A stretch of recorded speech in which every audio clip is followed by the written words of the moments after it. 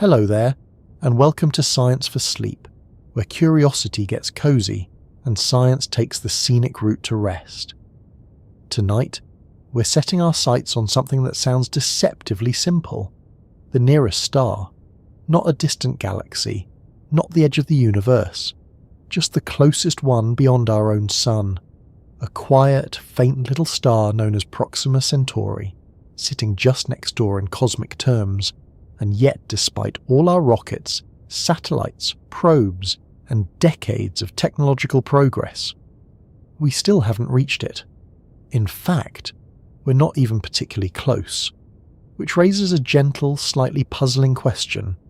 How can something be the nearest star and still feel so completely out of reach? Because when you look up at the night sky, it doesn't feel unreachable at all. The stars don't look distant in the way mountains or oceans do. They don't shrink with perspective. They don't fade into haze. They simply appear, quiet, steady, almost within reach, like tiny points gently pinned to the darkness. It's a bit like seeing a light in the distance and assuming it's just a short walk away, only to discover later that it's hundreds of kilometers across an empty landscape. So before we go any further, let me ask you something simple. Where are you listening from tonight? And what time is it in your corner of the world right now? Maybe it's late evening and the sky outside is already dark. Maybe the stars are visible where you are. Or maybe it's daytime and they're still there, just hidden behind the brightness of the sky, quietly waiting their turn. It's a funny thing, really.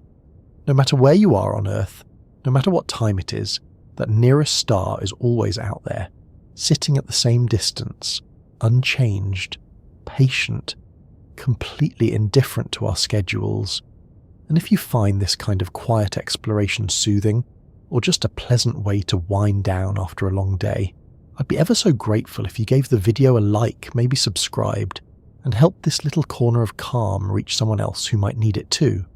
Now, don't worry. I'll do my best not to make this so fascinating that it keeps you wide awake. But if it does, well, at least you'll have travelled a little farther into the universe than most people do before bedtime. So get comfortable. Let your thoughts slow down a touch. Because we're going to take a closer look at something that seems simple on the surface, but becomes surprisingly complicated the moment you try to approach it. The nearest star. Not in theory, not on a map, but in reality. And to understand why we still can't reach it, we need to begin with something that feels much more familiar. Distance. Not the kind you measure on a map between cities, or the time it takes to walk somewhere, but the kind that quietly changes meaning the larger it gets. Because distance, as it turns out, doesn't scale very well. A few steps across a room make perfect sense. A few kilometers across a city still feel reasonable. Even travelling across a country while long is something we can imagine. You can picture the roads, the landscapes, the hours passing by. But something strange begins to happen when distances grow beyond anything we've personally experienced. They stop feeling real. Your brain doesn't quite know what to do with them anymore. For example, imagine driving across Europe.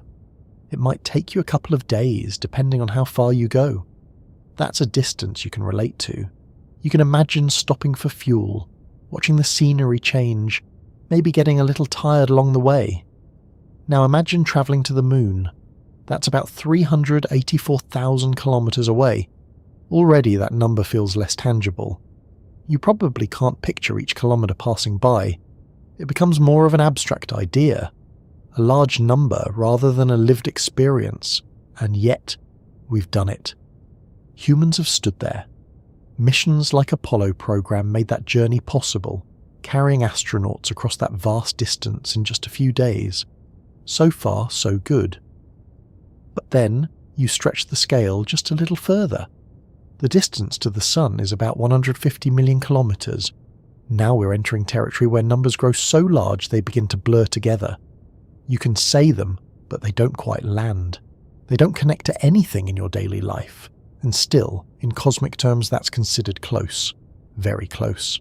Because when we finally look toward Proxima Centauri, we leave kilometres behind entirely. We stop using them. Instead, we switch to something else, something that feels almost poetic at first, but quickly becomes practical out of necessity. Light years. A light year is not a measure of time, despite the name. It's a measure of distance. Specifically, the distance light travels in 1 year. And light moves fast, incredibly fast, about 300,000 kilometers every second. That means in just 1 second, light could circle the Earth more than 7 times. It could travel from the Earth to the Moon in about 1 second, from the Sun to Earth in about 8 minutes. And yet, even at that speed, reaching Proxima Centauri takes about 4.24 years, not minutes, not hours, years. Which means the light you would see from that star tonight actually left it more than 4 years ago. Before you even started listening to this, before today's conversations, today's thoughts, maybe even before certain moments in your life that still feel recent, that's how far away it is. And that's just the nearest one. At this point, something subtle tends to happen in the mind. The distance stops feeling like a journey and starts feeling like a concept. Because if even light, the fastest thing we know, needs over 4 years to make the trip, then anything slower faces a very different kind of challenge. And we are slower, much slower. The fastest spacecraft humans have ever built, like NASA's Parker Solar Probe, can reach incredible speeds compared to anything we've made before. It moves faster than any previous human-made object, diving close to the Sun and accelerating using its gravity, and even that is nowhere near fast enough. If you pointed it directly toward Proxima Centauri, it wouldn't take years. It wouldn't take decades. It would take tens of thousands of years, longer than recorded human history, longer than civilizations have existed, long enough that the idea of a single mission begins to feel less like a journey and more like a slow drift across time itself. And this is where the real question begins to unfold, because at first it might seem like a simple limitation of technology. We just need faster rockets, better engines, more powerful fuel. But the deeper you look, the more you realize it's not just about building something better. It's about confronting the limits of physics itself, the rules that quietly govern everything, rules that don't bend just because we want to go a little farther. And as we continue, we'll take this step by step. We'll look at how fast we can actually travel, what's holding us back, and why reaching even the nearest star turns out to be one of the most difficult challenges humanity has ever faced.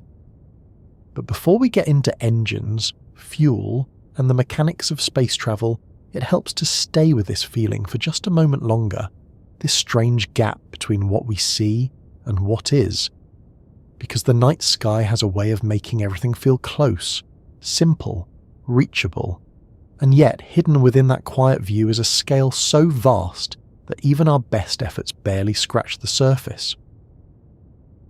Somewhere along the way, without us really noticing, distance stopped behaving the way we expect it to. Not all at once, not in any dramatic moment. It just quietly changed its character the farther we tried to stretch it. Because here on Earth, distance feels honest, predictable. If something looks close, it usually is. If something seems far away, you can often measure that feeling against effort, time, energy, movement. You walk, you drive, you fly, and eventually you arrive. Even when distances grow large, there's still a sense that they belong to the same system. A long journey might take hours, or even days, but your mind can still trace it. You can imagine the road, the turns, the passing scenery, the gradual movement from one place to another. But space doesn't play by those same rules. In space, distance doesn't scale the way your intuition expects it to. It doesn't gently expand. It jumps. Quietly, but dramatically. And the strange part is, your eyes don't warn you about it. When you look at the night sky, nothing appears especially far away. The stars don't come with depth cues. They don't fade into a horizon or shrink into perspective the way objects do on Earth. They simply exist, small and steady, scattered across the darkness. It's almost as if they're placed on a surface, a kind of distant ceiling, and your brain, trying to make sense of what it sees, often accepts that illusion without much resistance. After all, that's how vision works most of the time. It builds a three-dimensional understanding from subtle clues, shadows, motion, size, overlap. But when it comes to stars, most of those clues are missing. There's no reliable sense of foreground or background, no clear separation, just points of light. So your mind fills in the gaps.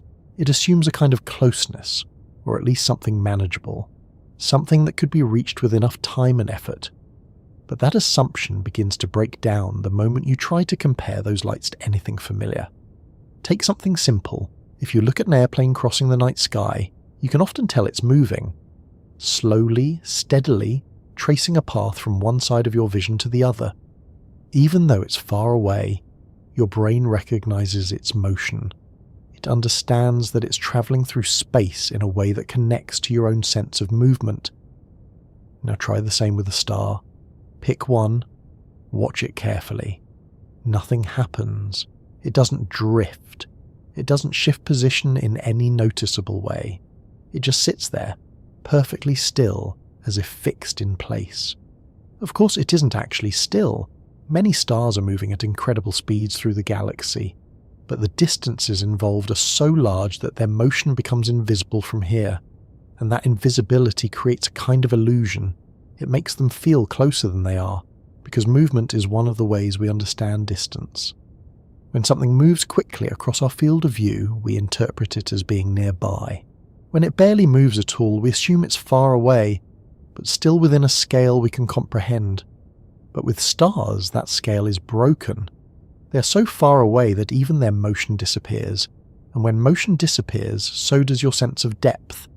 Another subtle clue lies in brightness. On Earth, bright objects tend to be either close or large. A bright street lamp is near. A distant mountain might be visible, but it's not intensely bright. Your brain uses brightness as a hint, a way of estimating how far something might be. But stars disrupt that logic too. Some of the faintest stars you can see are actually enormous, powerful objects, shining with more energy than our sun. They only appear dim because of the vast distances between us. Meanwhile, some relatively closer stars might appear brighter, not because they are inherently more luminous, but simply because they are nearer. So brightness stops being a reliable guide. And without reliable guides, your perception begins to flatten everything into a kind of visual simplicity. A sky full of points, not layers, not depth, just presence. This is where the feeling of distance becomes strangely misleading. Because emotionally, the stars don't feel unreachable. They feel quiet. Distant, yes, but not impossibly so. There's a sense of calm in looking at them, a kind of stillness that suggests they're simply waiting. But physically, the reality is very different. To get a sense of how different, it helps to bring things back into numbers, just briefly, not to overwhelm the mind, but to gently re-anchor it. The distance to Proxima Centauri is about 4.24 light-years. That phrase again, light-years. It sounds manageable at first, just a few years after all. But remember what that really means. It means that even light, travelling at about 300,000 kilometers per second, needs more than 4 years to make the journey. And nothing we have ever built comes close to that speed, not even remotely close. The fastest spacecraft we've launched, like the Parker Solar Probe, moves at a fraction of that velocity. Impressive by human standards, but still incredibly slow compared to light. At those speeds, reaching Proxima Centauri would take tens of thousands of years, and this is where the emotional sense of distance begins to separate from the physical one, because tens of thousands of years is not a journey you can imagine in the usual way. You can't picture the passing days, the changing scenery, the gradual progress. There is no familiar frame of reference for that kind of timescale. It stretches beyond personal experience, beyond cultural memory, beyond anything we instinctively understand. So your mind does something subtle again. It steps back. It stops trying to visualize the journey in detail and instead reduces it to an idea, very far. But that phrase, very far, doesn't really capture the reality, because there are levels of far, and space introduces a level that feels almost detached from the rest. For example, imagine shrinking the entire solar system down to a manageable scale. Let's say the distance from the Earth to the Sun becomes 1 meter. On that scale, the outer edge of the solar system might stretch a few hundred meters away. You could walk it. It would take time, but it would still feel like a continuous space. Now place Proxima Centauri on that same scale. It wouldn't be a few kilometers away. It wouldn't even be in the same city. It would be thousands of kilometers away, an entirely separate journey. Suddenly, what looked like a nearby neighbour becomes something far more distant than expected. And yet, when you look up at the sky, that difference is invisible. The Sun and the nearest star both appear as points of light. One brighter, one fainter, but not fundamentally different in appearance. That's the quiet trick space plays. It compresses the visual experience while leaving the physical reality untouched. And that compression shapes how we think about exploration. Because when something looks close, we naturally assume it's within reach. It's a very human instinct. You see something, you move toward it. That's how exploration has worked throughout history. Across land, across oceans, across continents. There was always a sense that the destination, however distant, belonged to the same world you were already moving through. But with stars, that connection breaks. They belong to the same universe, but not the same scale of experience. And this is where the challenge of reaching them begins. Not with engines or fuel, but with understanding. Understanding that the gap between us, and even the nearest star, is not just large. It's fundamentally different from any distance we've ever crossed. Because once you begin to accept that, once that shift in scale starts to settle in, the next question naturally follows. If light itself takes years to get there, what chance do we really have of following it? Now that the idea of distance has settled in a little, it helps to turn our attention toward the destination itself, because it's one thing to say the nearest star, and quite another to understand what that actually means. Not just in terms of numbers, but in terms of what's really out there. So let's slow things down for a moment and take a closer look at Proxima Centauri, not as a distant point of light, but as a physical place, a real star. Because despite how abstract it might feel from here, it isn't just an idea. It is not a concept or a placeholder. It's an actual object sitting out there in space, quietly existing whether we look at it or not. And interestingly, it's not even the kind of star you might expect. When people imagine stars, they often picture something like our own sun. Bright, large, stable, radiating steady light and warmth. But Proxima Centauri is very different. It belongs to a category known as a red dwarf, which sounds modest, and in a way it is. Red dwarfs are the most common type of star in the universe, but they are also among the smallest and faintest. Compared to our Sun, Proxima Centauri is tiny.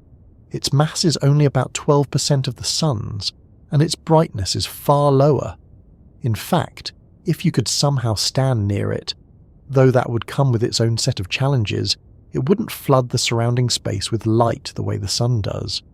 It would glow softly with a dim reddish hue. From Earth you can't see it with the naked eye. Even though it's the closest star beyond the Sun, it's simply too faint. That's one of those details that feels slightly counterintuitive.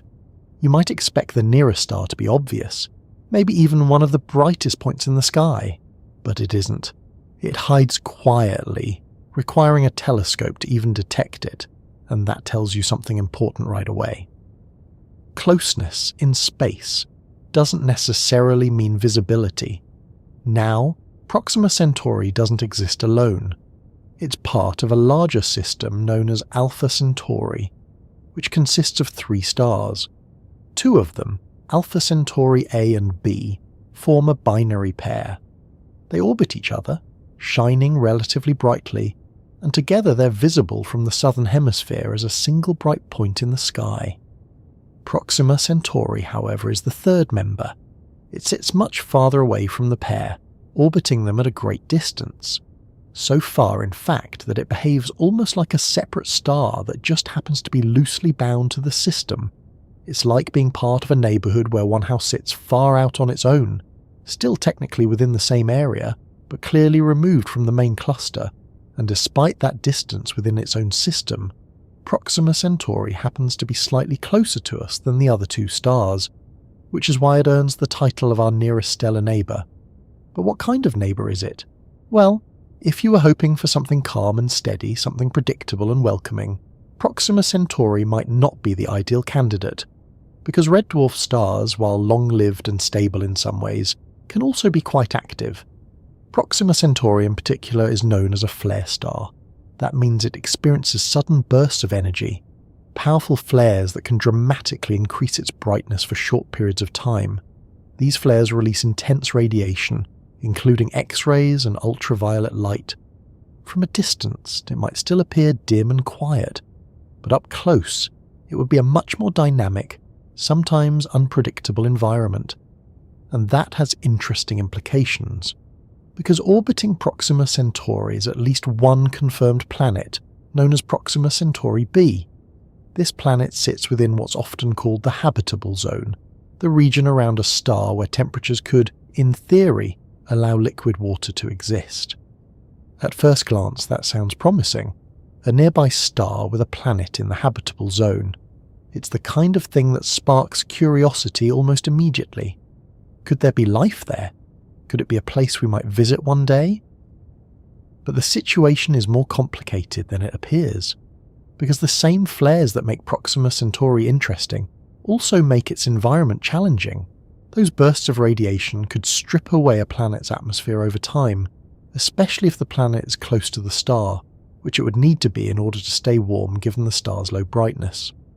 And Proxima Centauri b does orbit very close.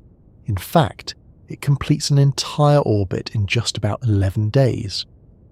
Compare that to Earth's 365-day journey around the Sun, and you begin to see how different things are. Being that close to its star means one side of the planet might always face the star, while the other remains in constant darkness, a kind of permanent day and night, and that creates a world that would feel very unfamiliar. Not impossible, perhaps, but certainly different from anything we've experienced. Still, even with those challenges, the idea of a nearby planet keeps the imagination quietly engaged. Because for the first time, the nearest star isn't just a distant point of light, it's a system, a place with its own structure, its own dynamics, its own possibilities. And yet, despite all of this, despite how much we've learned about Proxima Centauri, we remain incredibly far from it. All of this knowledge, the star's size, its flares, its planet, comes not from visiting it, but from observing it from afar, from carefully analysing the light it sends us. Light that, as we mentioned earlier, takes over 4 years to arrive, which means that everything we know about Proxima Centauri is already slightly out of date. We are always looking into its past, not by much, just a few years, but enough to remind us that even our closest stellar neighbour exists on a timeline slightly out of sync with our own, and that adds another layer to the distance, because it's not just physical, it's temporal as well. We don't see Proxima Centauri as it is right now, we see it as it was, and that's true for every star you can see. Each one is a kind of message, travelling across space, carrying information from a moment that has already passed. Now, when you combine all of this, the nature of the star itself, its faintness, its flares, its distant orbit within a larger system, its planet, and the time it takes for its light to reach us, something interesting begins to take shape. Proxima Centauri stops being just the nearest star. It becomes a destination with character, a place that is both nearby in cosmic terms and profoundly distant in practical ones. And that contrast is important, because it highlights the core challenge we're exploring. It's not that we don't know where to go, it's not that the destination is unclear. We know exactly which star is closest. We've studied it, measured it, named its planet, and tracked its behaviour. The problem isn't finding the nearest star, the problem is reaching it, because even when the destination is known, even when it's the closest possible one beyond our sun, the gap between knowing and arriving remains enormous, and as we move forward, that gap becomes the focus. Not just the distance itself, but what the distance really means in terms of travel. Because saying 4.24 light years is one thing, understanding what it would take to cross that distance, that's something else entirely. At some point, numbers stop behaving like numbers, not because they're incorrect, but because they quietly lose their meaning. You can say them, you can write them down, you can even compare them, but your mind doesn't quite hold on to them the way it does with smaller, more familiar values. And 4.24 light years is one of those numbers. It sounds manageable at first. Just over 4. Not 10, not 100, just 4. There's something almost reassuring about that. As if the distance to Proxima Centauri might be large, but still within the realm of something you could eventually grasp. But that impression doesn't last very long once you start gently unfolding what a light year actually represents. Because a light year is not just a unit of distance, it's a kind of boundary between what we can imagine easily and what begins to stretch beyond everyday intuition. So let's take it slowly. Light moves at about 300,000 kilometers per second. That's not a number you need to memorize, just one to sit with for a moment. In a single second, light can circle the Earth more than 7 times. It can travel from the Earth to the Moon in roughly 1 second. It crosses the distance between the Earth and the Sun in about 8 minutes.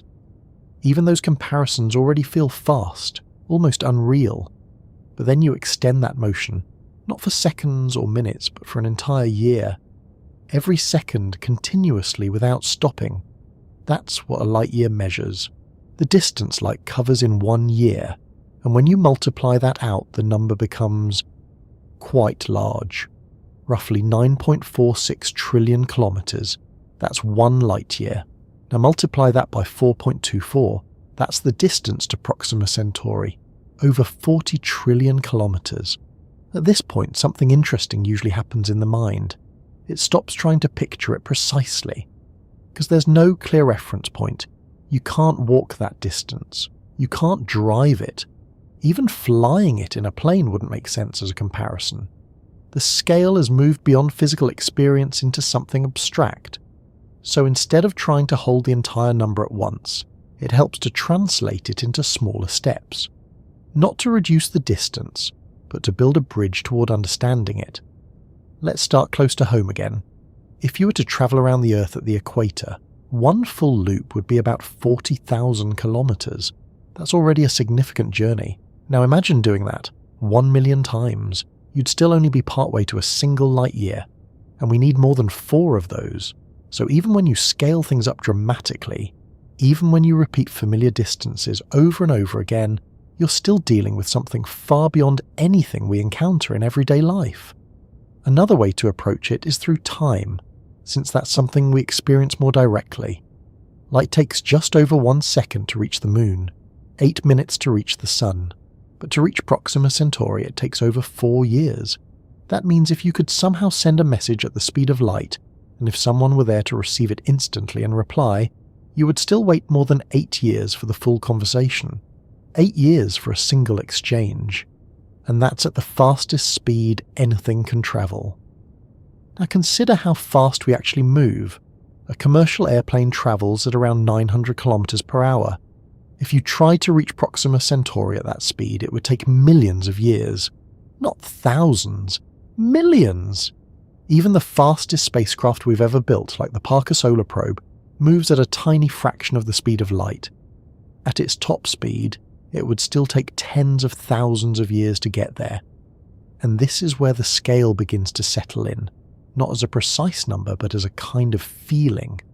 A realization that the gap between us and even the nearest star is not just large, it's deeply unfamiliar. Because on Earth, distance and time are closely connected. If something is farther away, it simply takes longer to reach. But the relationship remains intuitive. You can always imagine the journey, even if it's long. In space, that connection starts to stretch. Distances grow so quickly, that travel time stops feeling like a continuous experience and starts to feel like something else entirely, something that spans generations, something that outlasts civilizations. And to make this even clearer, it helps to shrink everything down into a model you can actually picture. Imagine placing the sun in front of you as a small sphere, maybe the size of a ball. On that scale, the Earth would be a tiny dot just a few meters away. The outer planets would stretch farther, tens or hundreds of meters out. The entire solar system would fit comfortably within a large park. You could walk it. You could take your time, move from one planet to the next, and still feel like everything belongs to a single connected space. Now, keeping that same scale, place Proxima Centauri. It wouldn't be at the edge of the park. It wouldn't even be in the same city. It would be thousands of kilometers away. An entirely separate journey, disconnected from the space you were just walking through. And that's the key difference. The solar system, for all its size, still feels like a place, a continuous environment. But the gap between stars is something else. It's not just empty space. It's a vast separation that turns each star system into its own isolated region. Like islands in an ocean so large that even imagining the crossing becomes difficult. And yet, from Earth, all of this is hidden behind that simple number, 4.24 light years. It doesn't look intimidating at first glance. It doesn't carry the emotional weight of millions or billions. But once you unpack it, once you translate it into distances, speeds and time, it becomes clear that this is not just a long journey. It's a fundamentally different kind of journey, one that pushes against the limits of what we can build, what we can sustain, and even what we can meaningfully experience. Because travelling across that distance is not just about moving through space. It's about enduring time. Time on a scale that doesn't align with a single human life. Time that stretches far beyond the way we usually think about travel. And that naturally leads to the next question. If light itself takes years to make the trip, and everything we've ever built moves so much slower, what exactly is setting that limit? Why can't we simply go faster? Why is there such a large gap between the speed we can achieve and the speed we would need? Long before we ever built rockets or imagined travelling between stars, something else was already making the journey. Not occasionally, not with effort, but constantly. Light. It leaves stars without hesitation, crosses vast stretches of space without slowing down, and arrives quietly, carrying information with it. Not just brightness, but history. Every ray that reaches your eyes has travelled a path, sometimes for seconds, sometimes for years, sometimes for millions of years. And in all that time, it never once decided to take a break. Because as far as we understand, light doesn't get tired. It doesn't need fuel. It doesn't accelerate in the way our machines do. It simply moves at a speed that, so far, nothing else in the universe has been able to exceed. That speed, often written as c in physics, is about 300,000 kilometers per second. You don't need to hold the exact number in your mind. What matters is the feeling of it. It's not just fast, it's the fastest possible speed, a kind of built-in limit woven into the structure of reality itself. And what makes that even more interesting is that this speed is always the same, no matter where you are, no matter how fast you're already moving, no matter which direction you're going. Light travels at the same speed relative to you. That might sound simple at first, but it's actually quite unusual, because in everyday life speeds usually add together. If you're on a train moving forward and you throw a ball ahead of you, the ball's speed adds to the train's speed. To someone standing still outside, it appears to move faster than it does to you. That's how motion works in most situations we're familiar with. But light doesn't behave that way. If you shine a flashlight while moving, the light doesn't gain extra speed. It still travels at the same constant value. And that simple idea, that the speed of a light is always the same, leads to some very deep consequences. It means that space and time themselves have to adjust to preserve that speed, which is not something we usually expect. But for now, we can stay with a more intuitive picture. Light, as a traveller, doesn't experience distance the way we do. From our perspective, travelling to Proxima Centauri takes over 4 years at light speed. But for light itself, the journey is different. In a sense, it doesn't experience time passing at all. That might sound abstract, but it's one of the strange consequences of how motion works at extreme speeds. From light's point of view, if we can even speak that way, the departure and arrival happen without the passage of time. The entire journey is compressed into something that doesn't resemble our usual experience of travel. No waiting, no progression, just departure and arrival. But from our point of view, watching from Earth, it's a long, steady crossing. 4 years of uninterrupted motion, and that difference highlights something important. Distance is not just about space, it's also about time. The two are connected in ways that aren't always obvious at first, because when we think about travelling somewhere, we usually imagine movement through space while time passes normally. But at extreme speeds, those assumptions begin to shift, and light sits right at the boundary of that shift. It defines the limit. Nothing with mass can reach that speed. Not a spacecraft, not a person, not even the smallest particle with weight, because as something with mass gets faster, it requires more and more energy to keep accelerating. Not a steady increase, but an exponential one. The closer you get to the speed of light, the more difficult it becomes to go even slightly faster, until eventually reaching that final step would require an infinite amount of energy, and that's where the boundary holds. Light can travel at that speed because it has no rest mass. It doesn't need to be pushed in the same way, it simply exists in motion. But anything with mass is constrained. It can approach that speed, in theory, but never fully reach it. And this is where the challenge of reaching even the nearest star begins to take shape in a clearer way. Because if light itself needs over 4 years to cross the distance to Proxima Centauri, and we cannot match its speed, then our journeys must take longer. Much longer. Even if we improve our technology, even if we build faster engines, we're still operating under the same fundamental rule. There is a maximum speed, and we are far below it. Now, it's worth pausing for a moment and considering what that means in practical terms. Because light doesn't just travel quickly, it also sets the pace for how information moves. Every signal we send, every image we receive, every observation we make of distant objects is limited by that same speed. When we observe Proxima Centauri, we're seeing light that left it more than 4 years ago. We're always looking into the past, and if we were to send a signal there, even at light speed, it would take just as long to arrive, which means that communication itself becomes part of the distance, not just travel but interaction. Everything slows down when stretched across that scale, and yet despite all of this, light still makes the journey seem almost effortless, because it doesn't struggle, it doesn't run out of energy along the way, it doesn't need to stop or refuel, it simply continues, and that creates a kind of contrast. On one hand, light shows us that crossing the distance is possible. After all, it happens constantly. On the other hand, it reminds us that doing so in the way we imagine, carrying people, machines, or anything with mass, is a completely different challenge. Because we are not light, we are bound by mass, energy, and the need to sustain motion over time, and that difference matters.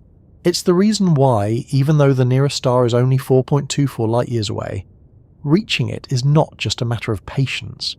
It's a matter of overcoming limits that are built into the universe itself. Limits that don't bend easily. Limits that quietly shape what is possible and what remains just out of reach.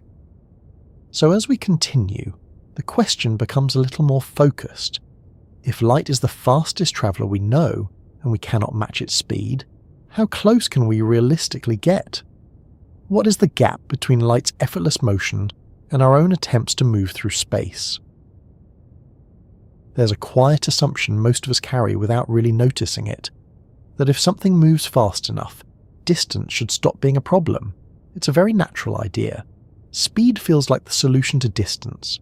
If a journey is long, you simply go faster and the time shrinks. That works perfectly well here on Earth. A faster car shortens a drive. A plane turns days into hours.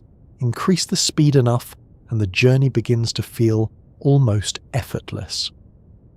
But space doesn't quite follow that intuition, because eventually you run into a boundary, not a wall you can see, not something you can move around, just a limit that quietly refuses to be exceeded.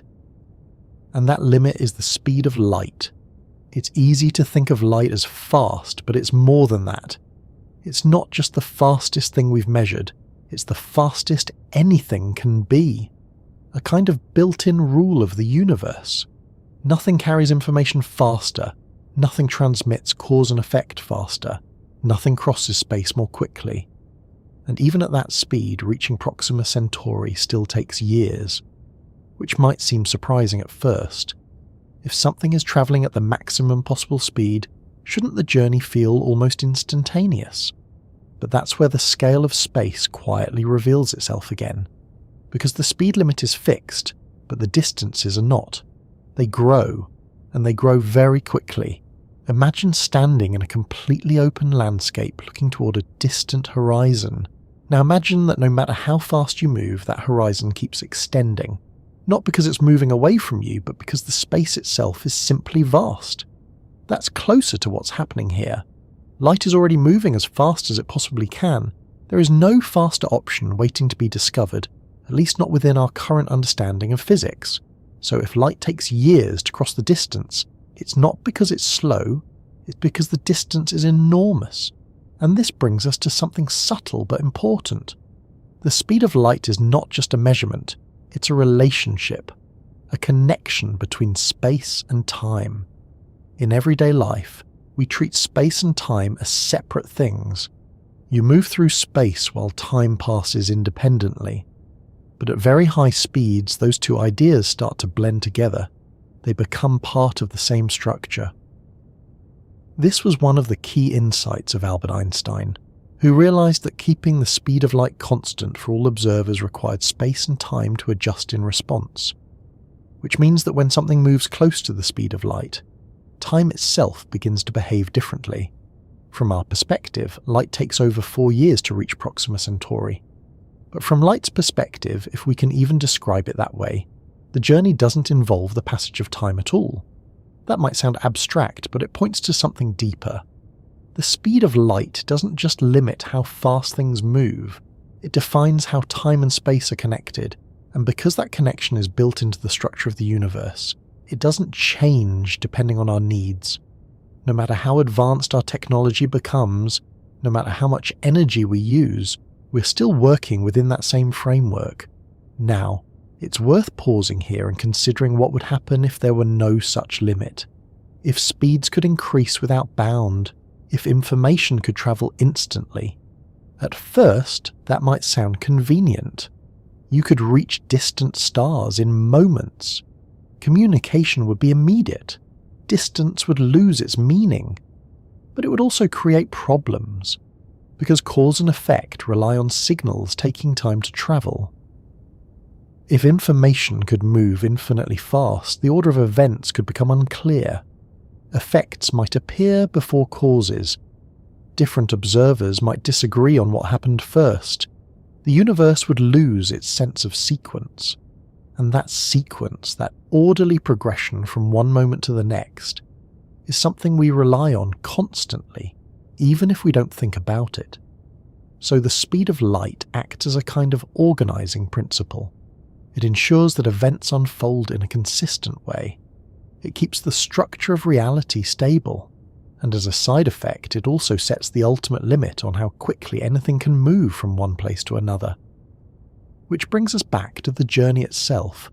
Light leaves a star and travels outward at that fixed speed, second after second, year after year, until it eventually arrives.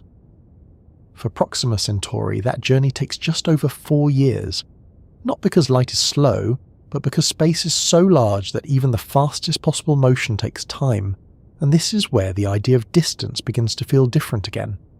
Because on Earth, increasing speed always feels like progress. It reduces travel time, it brings places closer together. But in space, once you reach the speed limit, there's no further reduction to be made.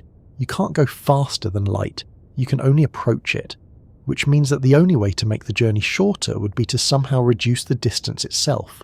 And that's a much more difficult problem, one that moves us beyond simple motion into more complex ideas about the structure of space. But before going there, it helps to stay grounded in what this limit means for us. Because everything we build, every spacecraft, every probe, every attempt to move through space must operate below that maximum speed. And not just slightly below it, far below it.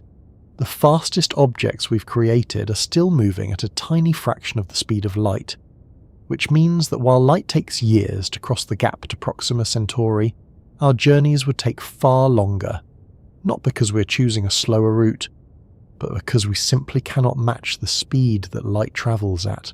And that difference between what is possible for light and what is possible for us is where the challenge really begins to take shape. Because once you accept that there is a maximum speed and that we are nowhere near it, the question becomes less about reaching that limit and more about understanding how far we are from it. How fast can we actually go? What have we achieved so far? And how does that compare to what we would need to even begin approaching the nearest star? If you take a moment to think about speed in your everyday life, it probably feels like we've come quite far. Cars move quickly enough to cross entire countries in a day. Airplanes carry us across continents in a matter of hours. Even space travel, at least from a distance, seems incredibly fast. Rockets launch with thunder, disappear into the sky, and within minutes they are already far above the Earth. It gives the impression that we've mastered motion, that we've learned how to move quickly, efficiently, and with increasing control. And in many ways that's true. But there's a quiet difference between being fast on Earth and being fast in space. Because once you step outside the familiar scales of our planet, speed begins to take on a different meaning. The numbers may still look impressive, but the distances they need to cover change so dramatically that the same speeds start to feel much smaller than expected. So it helps to begin with something simple. Let's look at how fast we actually travel today. Not in theory, not in imagination, but in reality. A typical commercial airplane moves at around 800 to 900 kilometers per hour. That's fast enough to make long journeys feel manageable. You can cross an ocean while watching a few films, maybe getting a bit of rest along the way. Now compare that to something designed specifically for space. A rocket leaving Earth doesn't just need to move forward, it needs to escape gravity. And that requires reaching what's known as escape velocity, about 11 kilometers per second. Already that's a huge jump, from hundreds of kilometers per hour to tens of thousands. But even that is just the beginning. Once in space, spacecraft can continue accelerating depending on their design and mission. One of the fastest human-made objects ever created is the Parker Solar Probe. At its peak, it reaches speeds of over 190 kilometers per second as it swings close to the Sun. That's about 690,000 kilometers per hour. Numbers like that are difficult to relate to directly, but here's a way to gently frame it. At that speed, you could travel from London to New York in less than a minute. You could circle the Earth in a matter of minutes. Compared to anything we experience daily, it's extraordinary. And yet, when placed against the scale of space, something unexpected happens. Even that speed begins to look modest. Because the speed of light, the limit we talked about earlier, is about 300,000 kilometers per second, which means the Parker Solar Probe, for all its incredible velocity, is still moving at less than 1/10 of 1% of the speed of light. Not 10%, not 1%, a tiny fraction. And that difference matters, because when we consider the journey to Proxima Centauri, that fraction turns into time, a lot of time. At those speeds, reaching the nearest star wouldn't take years, it wouldn't even take centuries, it would take tens of thousands of years, long enough that the concept of a single mission begins to break down, long enough that no one who begins the journey would ever see its end. And this is where rockets meet reality. because rockets, as powerful as they are, operate under very specific constraints. They carry fuel, and fuel has mass. The more fuel you carry, the heavier the spacecraft becomes. The heavier the spacecraft becomes, the more fuel you need to accelerate it, which creates a kind of loop, a balance that becomes harder and harder to manage the faster you want to go.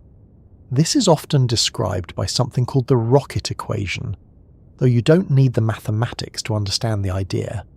It simply tells us that increasing speed requires exponentially more fuel, not a little more, a lot more, and eventually you reach a point where adding more fuel becomes impractical. You're carrying so much of it that most of your effort goes into moving the fuel itself rather than the spacecraft. So even though we can build faster rockets, and we continue to improve them, there are limits to how far that approach can take us. Chemical rockets, the kind we currently use, are very effective for reaching orbit, travelling to the moon, and even sending probes to other planets. They've allowed us to explore our solar system in remarkable ways. Missions like Apollo program brought humans to the moon. Probes like Voyager 1 have travelled farther than any human-made object, moving out toward interstellar space. And yet, even these achievements, impressive as they are, remain within a relatively small neighbourhood. Because the solar system, while vast on a human scale, is still tiny compared to the distances between stars. To put it into perspective, Voyager 1 has been travelling since 1977, decades of continuous motion, and it has only just begun to enter the region beyond the influence of the Sun. It hasn't reached another star. It hasn't even come close. At its current speed, it would take over 70,000 years to reach Proxima Centauri, and that's one of the fastest objects we've ever sent into space. So when we talk about travelling to the nearest star, we're not simply talking about extending our current technology a little further, we're talking about a completely different scale of challenge. Because the methods we use today, chemical propulsion, staged rockets, gravitational assists, are incredibly effective within the solar system. But beyond that, their limitations become clear. They are not designed for journeys that last thousands of years. They are not built to sustain motion over such vast distances. And perhaps most importantly, they are not fast enough, not by a small margin, but by a very large one. And this creates an interesting contrast. On one hand, human technology has achieved something extraordinary. We've left our planet, we've walked on another world, we've sent machines beyond the edge of our solar system. On the other hand, when viewed against the distance to even the nearest star, those achievements begin to look like the very first steps of a much longer journey. Steps that, while impressive, only cover a tiny fraction of the path ahead. So the question isn't whether we can travel through space, we already can. The question is how far that ability can take us, and what happens when the distances grow beyond the reach of our current methods. Because once you start comparing our actual speeds to the scale of interstellar space, the gap becomes impossible to ignore.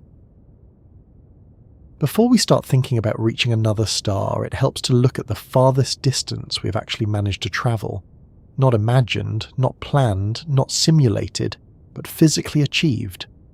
Because there's a quiet difference between what we hope to do one day and what we've already done. And when it comes to leaving Earth behind, the story is both impressive and surprisingly limited at the same time. It begins with something that, in hindsight, feels almost ordinary. A rocket launch. A column of fire and noise pushing against gravity, lifting a machine and its passengers away from the surface of the planet.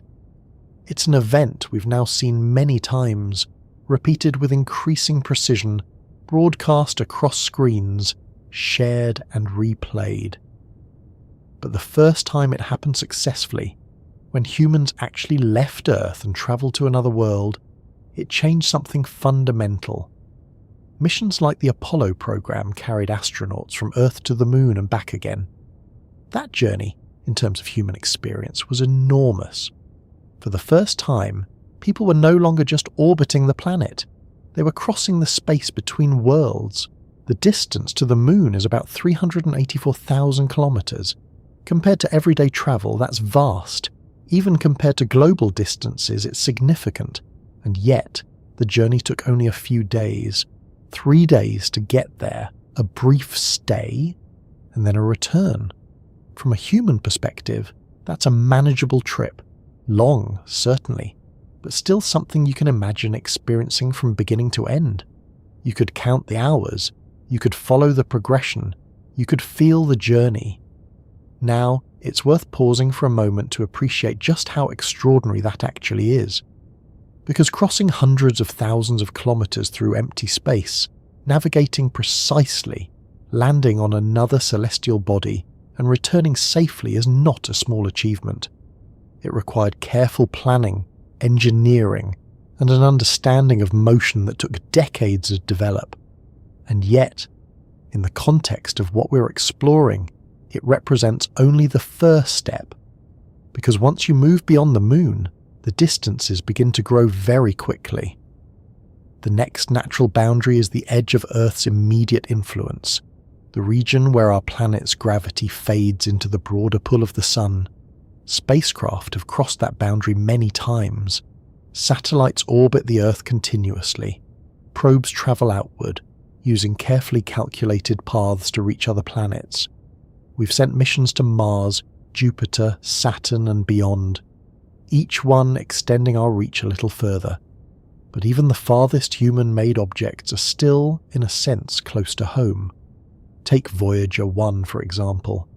Launched in 1977, it has been travelling outward for decades.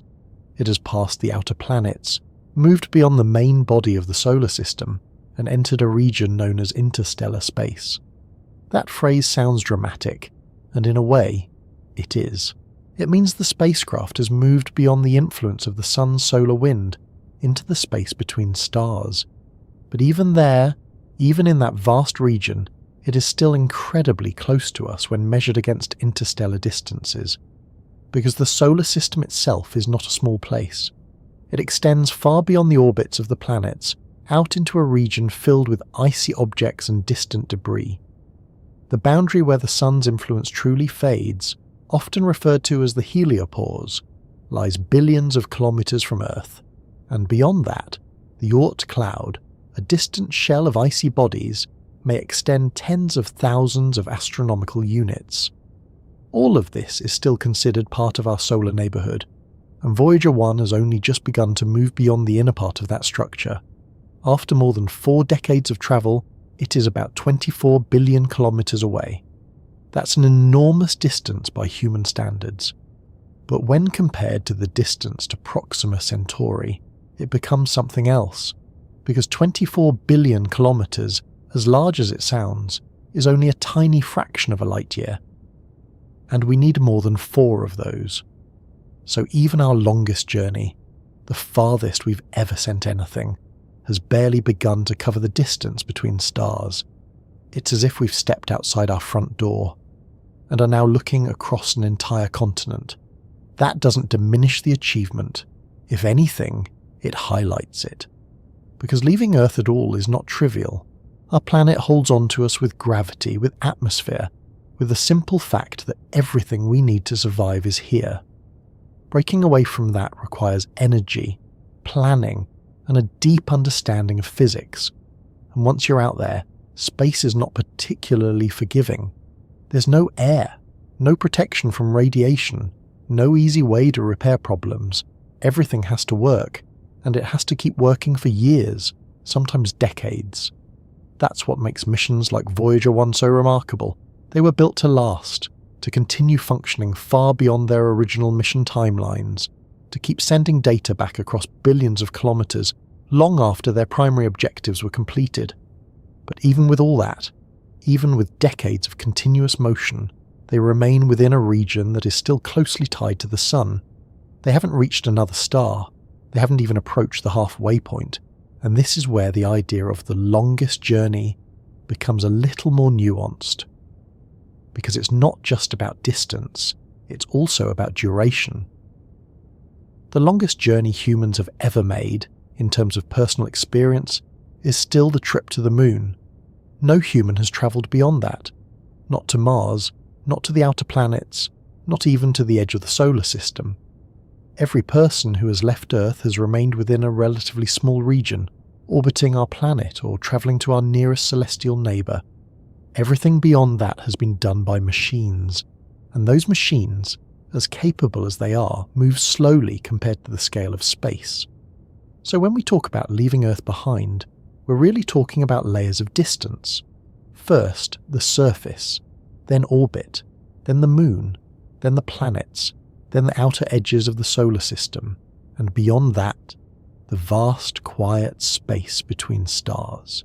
Each layer expands the scale dramatically.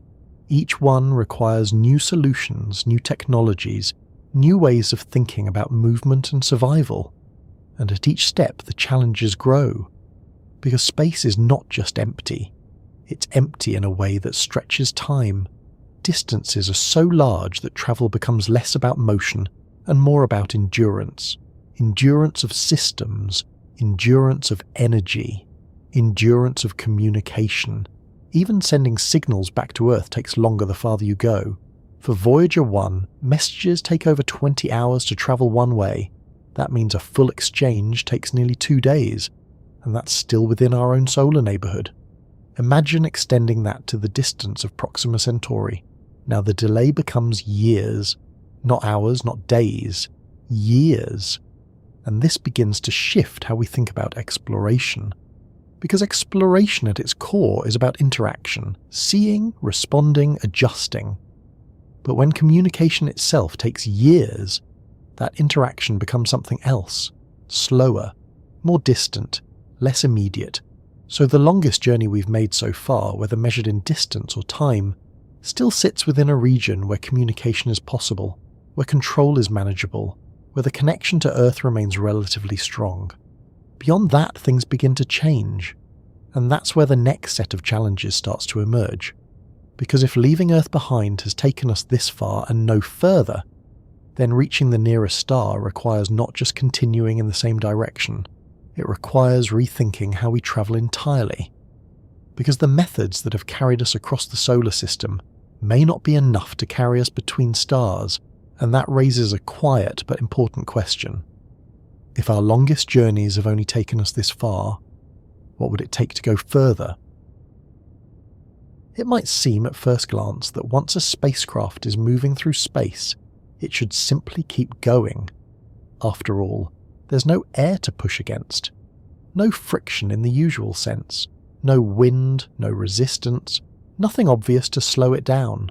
So it's tempting to imagine that if you just accelerate long enough at the beginning, you could carry that speed forward indefinitely, crossing enormous distances without needing to worry too much about what comes next. And in a very narrow sense, that idea is partly true. Objects in space do tend to keep moving once they're in motion. That's one of the first principles described by Isaac Newton, the idea that an object will continue in a straight line at a constant speed unless acted upon by a force. So if you launch a spacecraft and give it a push, it doesn't immediately slow down the way a car would on Earth. It keeps drifting, carrying that initial momentum forward.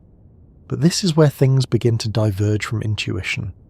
Because continuing to move is not the same as reaching the speeds we need, and that difference is where the real challenge begins. You see, it's not that spacecraft naturally slow down in space in the way we might expect. It's that getting them up to high speeds in the first place is extraordinarily difficult, and maintaining control over that speed, adjusting it, increasing it, or decreasing it when necessary, introduces a set of constraints that are far more demanding than anything we deal with on Earth. At the heart of all of this is something very simple: mass. Every spacecraft has mass. Every kilogram of structure, equipment, fuel, shielding, instruments, and everything else adds to the total amount that needs to be moved, and moving mass requires energy. The more mass you have, the more energy you need to accelerate it. That part is straightforward. But what makes it more complicated is the way rockets generate that motion. Unlike a car or a plane, which can push against the ground or the air, a rocket has nothing to push against in space. It has to carry its own reaction force with it. It does this by expelling mass, throwing fuel out the back at high speed. That creates a push in the opposite direction, moving the spacecraft forward. It's a beautifully simple idea, but it comes with a consequence. Fuel itself has mass, so every bit of fuel you carry adds to the total weight you need to accelerate, which means that to go faster, you need more fuel. But adding more fuel makes the spacecraft heavier, which means you need even more fuel to accelerate that additional weight, and this is where the situation starts to become restrictive, because the relationship between speed and fuel is not linear. It doesn't increase in a smooth, manageable way. It grows exponentially. This relationship is captured in something known as the rocket equation, though we can stay with the concept rather than the mathematics. It tells us that every increase in speed requires disproportionately more fuel. At low speeds, this isn't too much of a problem. You can carry enough fuel to reach orbit, to travel to the moon, or to send probes to other planets. That's what we've been doing successfully for decades. But as you aim for higher and higher speeds, the amount of fuel required starts to grow very quickly, until eventually you reach a point where most of the spacecraft is fuel, and then beyond that, a point where adding more fuel becomes impractical, because you're now carrying so much of it that the structure needed to hold it, the engines needed to use it, and the energy required to move it all become overwhelming. It's like trying to run faster by carrying more supplies, only to find that the weight of those supplies slows you down more than they help. This is sometimes described as the tyranny of the rocket equation, not because it's unfair, but because it imposes a strict limitation on what is possible with traditional propulsion. You can improve efficiency, you can design better engines, you can optimize trajectories, but you cannot escape the fundamental relationship between mass, fuel, and speed, and that relationship becomes especially important when we think about travelling to Proxima Centauri, because reaching that distance in a reasonable amount of time would require speeds far beyond what our current rockets can achieve, not just a little faster, orders of magnitude faster, and achieving those speeds using conventional methods would require amounts of fuel that are simply unrealistic. Now, there's another layer to this as well, because even if you could somehow accelerate a spacecraft to extremely high speeds, you would still face another challenge: slowing down. This is something that's easy to overlook. We tend to focus on getting there. But arriving safely requires reducing speed, and that requires energy too, which means you would need additional fuel for deceleration, and that fuel would have to be carried along for the entire journey, adding even more mass, which means even more fuel would be needed to accelerate in the first place. So the problem doesn't just double, it compounds. You need fuel to speed up, fuel to slow down, and all of that fuel needs to be accelerated at the start, which brings us back to the same constraint: mass, energy, and the relationship between them. Now, it's true that space itself doesn't actively slow spacecraft down in the way that air resistance does on Earth. But there are still subtle forces at play. Gravity, for one, continues to influence motion. Spacecraft often use gravitational assists, swinging past planets to gain speed or adjust direction. This can be incredibly effective. Missions like Voyager 1 used this technique to reach higher speeds than would otherwise have been possible. By borrowing a tiny amount of momentum from massive planets, they were able to accelerate without carrying additional fuel. But even this method has limits.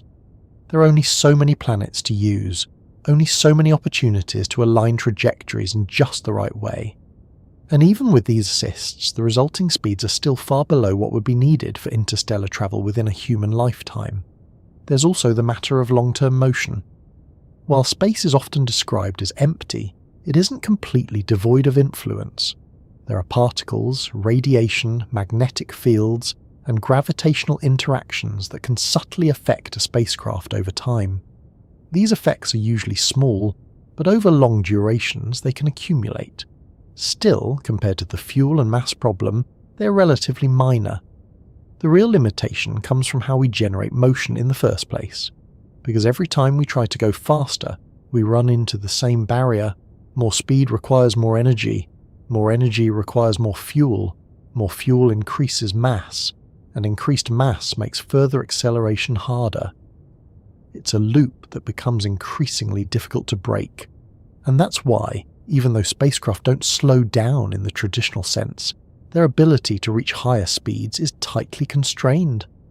Not by a lack of ambition, not by a lack of engineering skill, but by the fundamental rules of physics, rules that apply everywhere, consistently, without exception.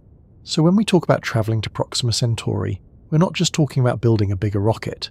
We're talking about finding a way around these constraints, or at least working within them in a completely different way. Because the methods we use today, powerful as they are, were designed for a different scale of exploration. They are excellent for moving within the solar system, but the moment we try to extend them beyond that, their limitations become clear. If carrying fuel is the problem, is there a way to move without carrying so much of it? A way to generate motion without being weighed down by the very thing that makes that motion possible? What begins as a simple question quietly turns into something much heavier the longer you sit with it. Why don't we just go faster? It sounds straightforward. If the nearest star is far away, then increasing speed should solve the problem. Travel faster, shorten the journey, arrive sooner. That logic works perfectly well in everyday life, so it's natural to extend it outward into space. But once you move beyond familiar speeds, something changes. The relationship between speed and effort stops being gentle. It stops scaling in a way that feels predictable, and instead it starts to climb in a way that feels almost stubborn. Because going faster in space is not just a matter of pushing a little harder, it becomes dramatically harder with every step. At low speeds, everything behaves the way you expect. Double the effort, and you might double the speed, or come reasonably close to it. The numbers feel manageable, the system feels responsive. But as speed increases, especially when you begin approaching a significant fraction of the speed of light, the rules shift. The amount of energy required to keep accelerating doesn't just increase, it grows exponentially. And that word exponentially is doing a lot of quiet work here. Because exponential growth doesn't feel intuitive. It starts slowly, almost gently, but then it accelerates rapidly, becoming overwhelming in a very short span. A simple way to think about it is like climbing a hill that gradually becomes steeper. At first it's easy. You barely notice the incline. You keep moving, gaining speed, making steady progress. But with each step the slope increases. You need more effort just to maintain the same pace, then more effort to go slightly faster, and eventually you reach a point where every additional bit of speed demands a disproportionately large increase in energy. That's what happens when we try to accelerate objects to extremely high velocities. And this effect becomes especially important when we think about reaching Proxima Centauri. Because covering that distance in anything resembling a human timescale would require speeds that are not just fast but extremely fast, a significant fraction of the speed of light. And that's where the energy problem becomes unavoidable. To understand why, it helps to take a step back and look at what energy actually means in this context. When you accelerate something, you are increasing its kinetic energy. At everyday speeds, the formula for kinetic energy is fairly simple. It depends on mass and the square of velocity. Double the speed, and the energy increases by 4 times. Even that is already a steep relationship. But it's still manageable within the range of speeds we normally deal with. However, as speeds approach the speed of light, that simple relationship no longer applies. Instead, we enter the domain described by relativity, where energy increases much more rapidly as velocity rises, and this is where the idea of a limit begins to show itself more clearly. Because as you get closer and closer to the speed of light, the energy required to continue accelerating grows toward infinity. Not just very large, infinite. Which means that no matter how much energy you add, you can never quite reach that final step. You can get closer, you can approach it, but you can never arrive. And this isn't a limitation of our technology, it's a property of the universe itself. A built-in boundary that defines what is physically possible. Now, it's worth considering what that means in practical terms, because even reaching a fraction of the speed of light requires enormous amounts of energy. Let's imagine just for a moment that we wanted to accelerate a spacecraft to 10% of the speed of light. That's still far below the maximum, but even at that level, the energy required would be immense. far beyond what we currently produce on a global scale. And that's just for acceleration. It doesn't include the energy needed to slow down at the destination, or to sustain the systems on board, or to protect the spacecraft from the environment it would encounter along the way. So the challenge isn't just building a faster engine, it's finding a way to generate and manage energy on a scale that we've never approached before, and to do so efficiently enough that the spacecraft can actually carry what it needs without becoming impossibly heavy. Because energy, in practical terms, often comes with mass, fuel, batteries, reactors, whatever form it takes, it has weight. And as we've already seen, weight adds to the problem. It makes acceleration harder, it increases the amount of energy required, and so the cycle continues. More speed requires more energy requires more mass requires more energy again, and that loop quickly becomes difficult to sustain. Now, there are ways to improve efficiency. Advanced propulsion systems like ion drives use energy more effectively than chemical rockets. They provide a steady, continuous thrust over long periods. This allows spacecraft to gradually build up speed without carrying as much fuel. Missions like Dawn spacecraft have demonstrated this approach successfully within the solar system. But even these systems, while efficient, produce relatively low thrust. They are excellent for long-duration missions where gradual acceleration is acceptable, but they are not designed to reach the extreme speeds required for interstellar travel, at least not within a time frame that would make the journey practical for humans. There are also more speculative ideas: nuclear propulsion, antimatter engines, fusion drives, each one offering the possibility of accessing greater amounts of energy. But each one also comes with its own challenges: engineering complexity, safety concerns, resource limitations, and in some cases technologies that are still far beyond our current capabilities. So while these ideas are worth exploring, they don't immediately solve the problem. They shift it, they change the parameters, but the underlying relationship between speed and energy remains. And that relationship continues to impose its limits. Now, there's another subtle point here. Even if we could generate the required energy, even if we could build an engine capable of accelerating a spacecraft to extremely high speeds, we would still need to consider how that energy is delivered. Acceleration over time matters. If you apply too much force too quickly, the effects on the spacecraft and anything inside it could be severe. So you would likely need to accelerate gradually, which means the journey begins slowly, building speed over time, and then at some point you would need to reverse that process to slow down again, all of which adds to the total duration and complexity of the trip. So the energy problem is not just about reaching a high speed, it's about sustaining that speed, managing the energy required to get there, and doing so in a way that is practical, safe, and efficient. And when you put all of that together, the challenge becomes clearer.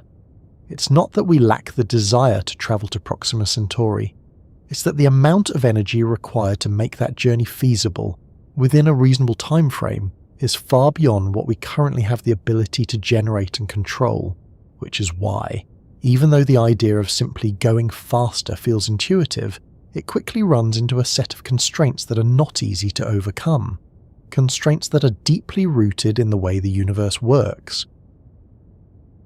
Instead of asking how fast we're travelling, it becomes more interesting to ask how fast we could travel, because so far everything we've looked at has been grounded in what already exists. Chemical rockets, gravitational assists, long-duration probes, all of them impressive, all of them carefully engineered, and all of them operating within a certain range of speed. But that range is not enough. Not if the goal is to reach Proxima Centauri in anything less than tens of thousands of years. So naturally the next step is to look beyond what we currently use and ask whether there are other ways to move through space. Not just slightly better rockets, but fundamentally different approaches. And interestingly, some of those approaches already exist in early forms, they just don't yet operate at the scale we would need. One of the most well-known examples is the ion drive. At first glance, an ion engine might seem underwhelming. It doesn't produce the dramatic thrust of a traditional rocket. There's no roaring flame, no explosive force pushing the spacecraft forward in a sudden burst. Instead, it works quietly. It takes atoms, usually a gas like xenon strips electrons from them to create ions, and then accelerates those ions using electric fields, pushing them out the back of the spacecraft. That creates thrust, very gentle thrust, almost imperceptible at first. But here's where it becomes interesting. Unlike chemical rockets, which burn fuel quickly to produce a strong push for a short time, ion drives can operate continuously for months or even years. They don't run out of propellant nearly as fast, and over time, that steady push begins to add up. Gradually, almost patiently, the spacecraft builds speed. Missions like the Dawn spacecraft have used this approach to travel between asteroids, demonstrating that long-duration, efficient propulsion is not just theoretical. It works. But there's a trade-off. Ion drives are efficient, but they produce very low thrust. They're excellent for missions where time is not a critical factor, where you can afford to accelerate slowly over long periods. But if you're trying to reach a significant fraction of the speed of light, even years of continuous acceleration would not be enough, at least not with the power levels we can currently generate. So while ion propulsion is a step forward, it doesn't fully solve the problem. It shifts the balance toward efficiency, but it doesn't provide the dramatic increase in speed that interstellar travel would require, which brings us to something more powerful: nuclear propulsion. This idea has been explored for decades, and in some cases tested in limited forms. The basic concept is straightforward. Instead of relying on chemical reactions which release energy by breaking and forming molecular bonds, nuclear propulsion taps into the energy stored within atomic nuclei, and that energy is much greater, orders of magnitude greater. There are several ways this could be done. One approach is nuclear thermal propulsion, where a nuclear reactor heats a propellant such as hydrogen and expels it at high speed to produce thrust. This method offers higher efficiency than chemical rockets and could allow for faster travel within the solar system. Another more ambitious idea is nuclear pulse propulsion. This involves detonating small nuclear explosions behind the spacecraft and using the resulting force to push it forward. It sounds extreme, and in many ways it is, but studies like Project Orion suggested that it could, in theory, achieve much higher speeds than conventional rockets. Still, there are obvious challenges: engineering, safety, political concerns, and the sheer complexity of managing such a system. And even then, while nuclear propulsion could significantly improve our ability to travel within the solar system, it still falls short of what would be needed to reach Proxima Centauri in a human lifetime. Because even with vastly increased energy output, we are still dealing with the same underlying issue: mass, energy, and the exponential cost of increasing speed. So the conversation begins to shift again. If carrying fuel is the limitation, perhaps we should stop carrying so much of it. Perhaps the spacecraft doesn't need to generate all of its energy internally. And this is where some of the more creative ideas begin to emerge, concepts that rely on external sources of energy. One such idea is beamed propulsion. Instead of placing a powerful energy source on the spacecraft, you keep it at the point of origin, on Earth or in orbit, and direct energy toward the spacecraft using lasers or microwaves. The spacecraft in turn uses that incoming energy to accelerate. This approach removes the need to carry large amounts of fuel. The mass of the spacecraft can be kept relatively low, making it easier to accelerate to higher speeds. It's an elegant idea, but it introduces new challenges. You need extremely powerful and precise energy sources. You need to maintain a focused beam over vast distances, and you need to ensure that the spacecraft can safely receive and use that energy without being damaged. Still, it represents a shift in thinking, a move away from self-contained propulsion and towards systems that rely on a broader infrastructure. And beyond that, there are even more speculative ideas. Fusion propulsion, for example, aims to replicate the process that powers stars, combining atomic nuclei to release enormous amounts of energy.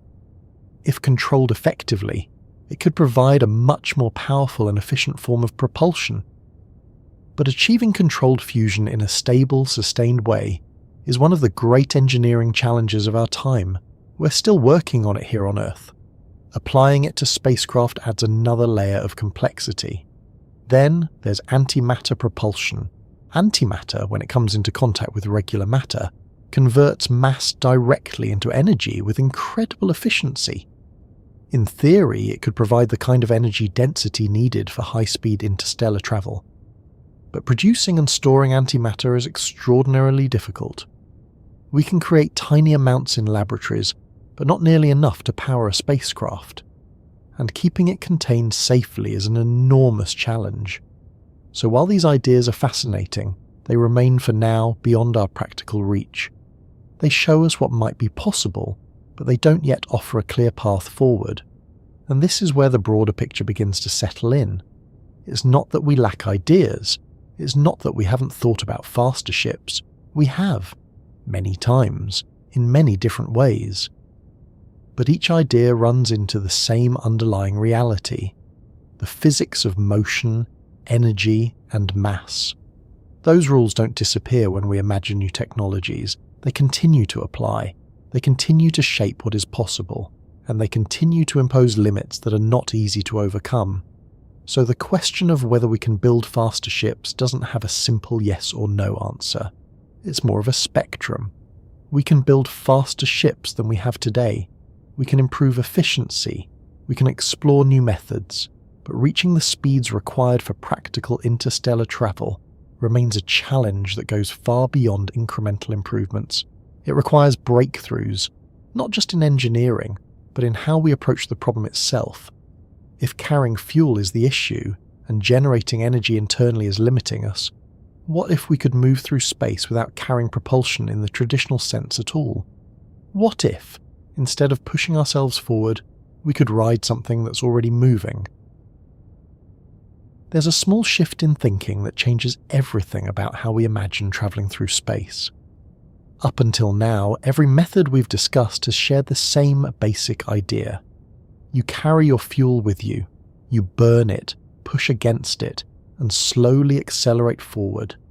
It's a very grounded way of moving, familiar in principle even if the scale is enormous.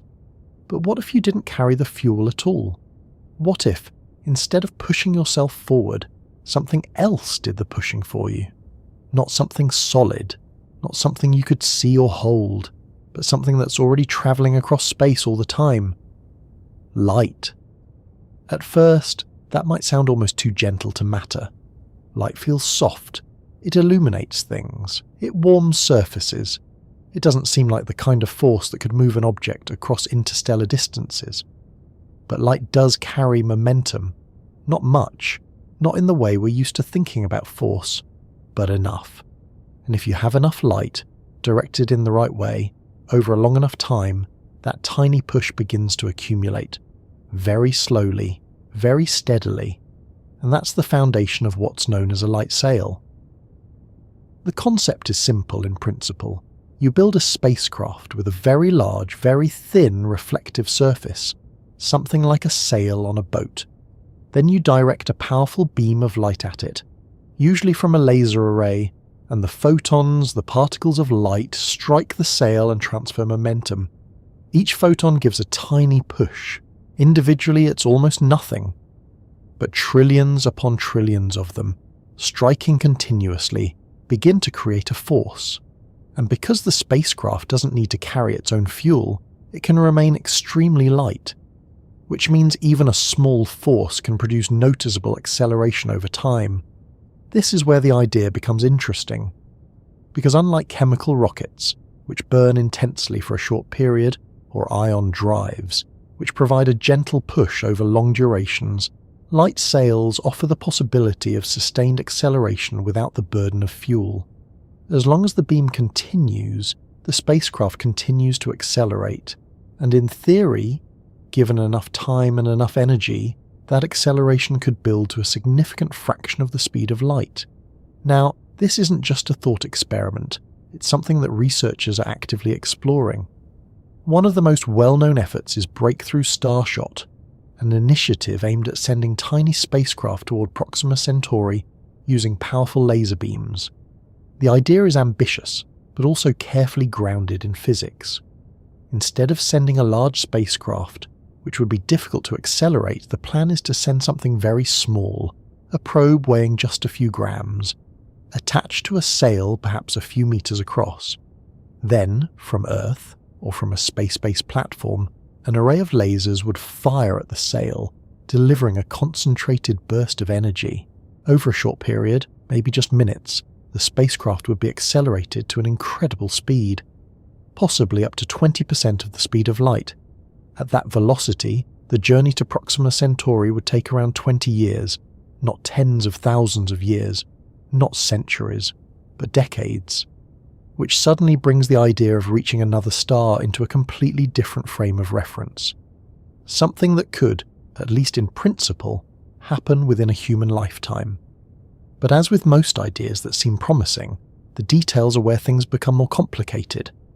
Because while the concept of a light sail is elegant, implementing it is anything but simple. First, there's the issue of generating the beam itself. To accelerate even a tiny spacecraft to such high speeds, you would need an enormous amount of energy. Not just a powerful laser, but an array of lasers working together, producing a focused beam that remains stable over long distances. This is not something we currently have. It's something we might build, but it would require significant advancements in energy production, laser technology, and precision engineering. Then there's the sail. It needs to be incredibly light, because any extra mass reduces acceleration. But it also needs to be strong enough to withstand the intense energy of the laser beam. Too fragile, and it would tear apart. Too heavy, and it wouldn't accelerate fast enough. It also needs to be highly reflective, so that it can bounce as much light as possible without absorbing too much energy, which could cause it to overheat. Balancing all of these requirements is a challenge in itself. And then there's the matter of control. Once the spacecraft is accelerated and the beam is turned off, it continues travelling at high speed. But steering it, adjusting its path, or correcting any errors becomes extremely difficult. There's no engine to fire, no easy way to change direction. It's more like launching a projectile than piloting a vehicle, which means everything has to be precise from the very beginning. And even if all of that works, there's still another issue: arrival. Because accelerating to high speed is only half the journey. Slowing down is just as important. And with a light sail, there's no obvious way to decelerate once you reach your destination. You could, in theory, use light from the destination star to slow down, or design the sail to interact with the interstellar medium in some way, but these ideas are still speculative. For something like the breakthrough Starshot concept, the plan is not to slow down at all. The spacecraft would fly past the target system at high speed, collecting data for a brief moment and sending it back to Earth. A kind of rapid flyby, which means you don't arrive in the usual sense. You pass through, you observe, and then you continue on into the darkness beyond. Still, even with these limitations, the idea of a light sail represents something important. A shift in how we think about propulsion. Instead of carrying everything we need, we use external energy. Instead of relying on fuel, we rely on light. And that shift opens up possibilities that weren't available before. It doesn't solve every problem, but it changes the nature of the challenge. It removes one of the biggest constraints, the need to carry large amounts of fuel, and replaces it with a different set of challenges: energy generation, precision, materials, control. And when you step back and look at it, there's something quietly fitting about the idea. Using light, the very thing that connects us to distant stars, as a means of travelling toward them. Not by matching its speed, but by letting it guide us, push us, carry us forward in its own way. It's a gentle idea, but one that carries a surprising amount of potential. Because if we can harness light effectively, if we can build the systems needed to generate and direct it, then the distance to Proxima Centauri begins to look a little less impossible. Still difficult, still far, but no longer completely out of reach. Not as a distant dream or a vague idea, but as something that engineers and scientists have actually begun to outline. The idea of reaching another star has quietly taken a more concrete shape in recent years. For a long time, interstellar travel lived mostly in imagination. It was something explored in books, films, and theoretical discussions, often far removed from practical engineering. The distances were simply too large, the speeds too extreme, and the energy requirements too overwhelming to treat it as anything more than a long-term possibility. But then, a subtle shift happened. Instead of asking how to send large spacecraft with crews, life support, and everything needed for a long journey, the question became much simpler. What if we sent something very small? Not a ship in the traditional sense, more like a message, a tiny probe. Light enough that accelerating it to extraordinary speeds might actually be possible. And that line of thinking led to one of the most serious proposals we've seen so far, Breakthrough Starshot. At its core, the idea is both ambitious and surprisingly focused. Send a fleet of extremely small spacecraft, each only a few grams in mass, toward Proxima Centauri. Not over thousands of years, but within a few decades. The approach builds directly on the concept of light sails. Each spacecraft would consist of a tiny chip, often referred to as a star chip, attached to a very thin, highly reflective sail. No heavy structure, no onboard fuel, just the essentials: sensors, communication equipment, a minimal power system, everything designed to reduce mass as much as possible. Because the lighter the spacecraft, the easier it is to accelerate. Then comes the part that makes the idea stand out. Instead of carrying energy with the spacecraft, the energy stays behind. A massive array of lasers, potentially located on Earth or in orbit, would fire a concentrated beam at the sail. For a brief period, perhaps just a few minutes, that beam would push against the sail with enormous intensity. And during that short window, the spacecraft would accelerate to a significant fraction of the speed of light, possibly around 20%. That number might not seem especially meaningful at first, but when you compare it to what we've achieved so far, it becomes striking.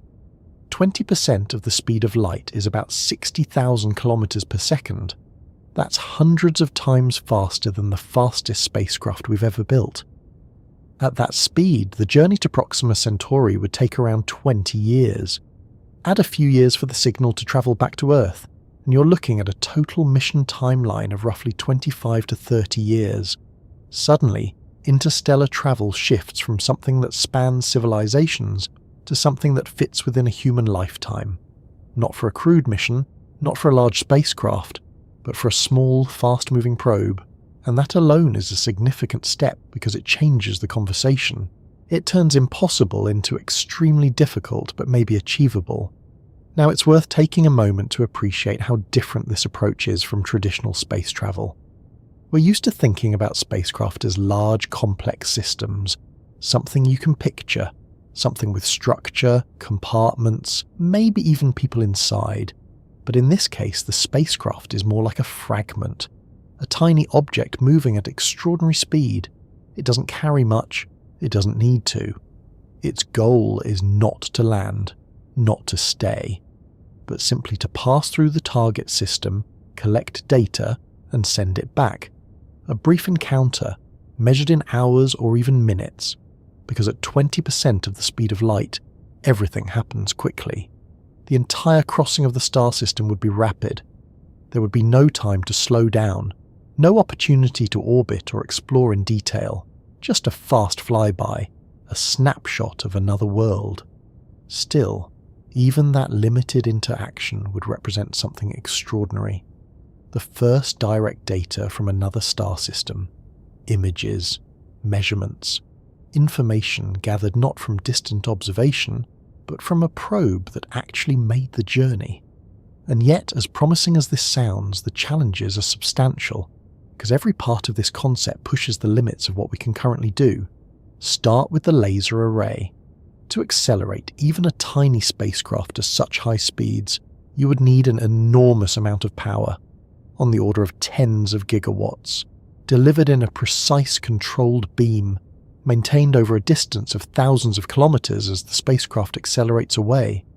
That requires not just powerful lasers, but an entire infrastructure, energy generation, cooling systems, beam control, atmospheric correction if the lasers are ground-based, all working together with incredible precision. Then there's the sail itself. It needs to be extremely light, yet capable of withstanding the intense energy of the laser beam. Too much absorption, and it overheats. Too little strength, and it tears apart under the force. It also needs to remain stable during acceleration. Any slight imbalance could cause it to drift off course, and at those speeds, even a small deviation could lead to a completely different trajectory. The spacecraft, though tiny, must also be remarkably sophisticated. It needs to survive acceleration. It needs to operate in deep space for decades. It needs to collect data during a high-speed flyby, and it needs to transmit that data back across light years of distance, all within a mass of just a few grams. That's an extraordinary engineering challenge. Then there's the journey itself. Travelling at such high speeds introduces new risks. Even tiny particles in space become dangerous. A grain of dust at a significant fraction of the speed of light carries enough energy to damage or destroy a small spacecraft. Protecting against that is not straightforward. You can't add heavy shielding without increasing mass, so solutions have to be creative. Perhaps using the sail itself as a form of protection, perhaps designing the spacecraft to minimize its cross-section. But these are still open questions. And finally, there's the issue of communication. Sending data back from another star system requires transmitting a signal across enormous distances. The signal would be incredibly faint by the time it reaches Earth. Detecting it, interpreting it, extracting meaningful information, all of that requires extremely sensitive instruments and careful coordination. So while Breakthrough Starshot represents a real attempt to reach another star, it also highlights how many challenges remain. It's not a finished solution. It's a framework, a direction, a way of turning a distant goal into a set of specific problems that can be worked on. And that in itself is important, because progress often begins this way, not with a complete answer, but with a clear question and a willingness to explore it step by step. In this case, the question is no longer, can we reach another star? It's, how do we solve each of these challenges? How do we build the lasers? How do we design the sail?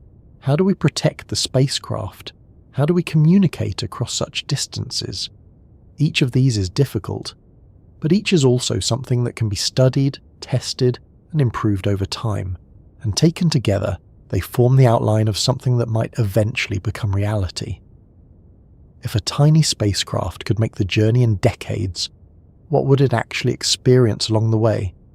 What does a trip like that look like? Not in terms of technology, but in terms of time. Trying to answer how long a journey to another star would really take sounds simple, right up until you ask the obvious follow-up. Long for whom? That is where the whole idea begins to shift. Because when we talk about travel time in ordinary life, we usually assume there's only one meaningful clock. The trip takes 3 hours, the flight takes 10. The train arrives tomorrow morning. Time seems shared, stable, and wonderfully uncontroversial. Even if a journey feels slow or fast to us emotionally, the clocks agree well enough that no one writes to the Transport Authority, arguing that their afternoon stretched into a philosophical crisis. Interstellar travel does not give us that kind of simplicity. The moment you start imagining a spacecraft moving toward Proxima Centauri at anything approaching a significant fraction of the speed of light, you stop dealing with just one version of time. There is the time that passes on Earth, the time that passes on board the spacecraft, and the strange but very real difference between them. And even before relativity enters the conversation, the journey is already long. Let's begin with the most grounded version. Suppose we sent a spacecraft using the kinds of speeds our current technology can actually manage. Not a futuristic beam-driven sail, not an exotic engine, just something in the general family of fast probes we know how to build. At those speeds, the trip to Proxima Centauri would take tens of thousands of years. That is not a poetic exaggeration. It is the direct result of putting current velocities next to interstellar distances and letting the arithmetic do its mildly humiliating work. A mission like Voyager 1, travelling outward faster than most human-made objects before it, would still need on the order of 70,000 years to reach the nearest star if pointed in the right direction.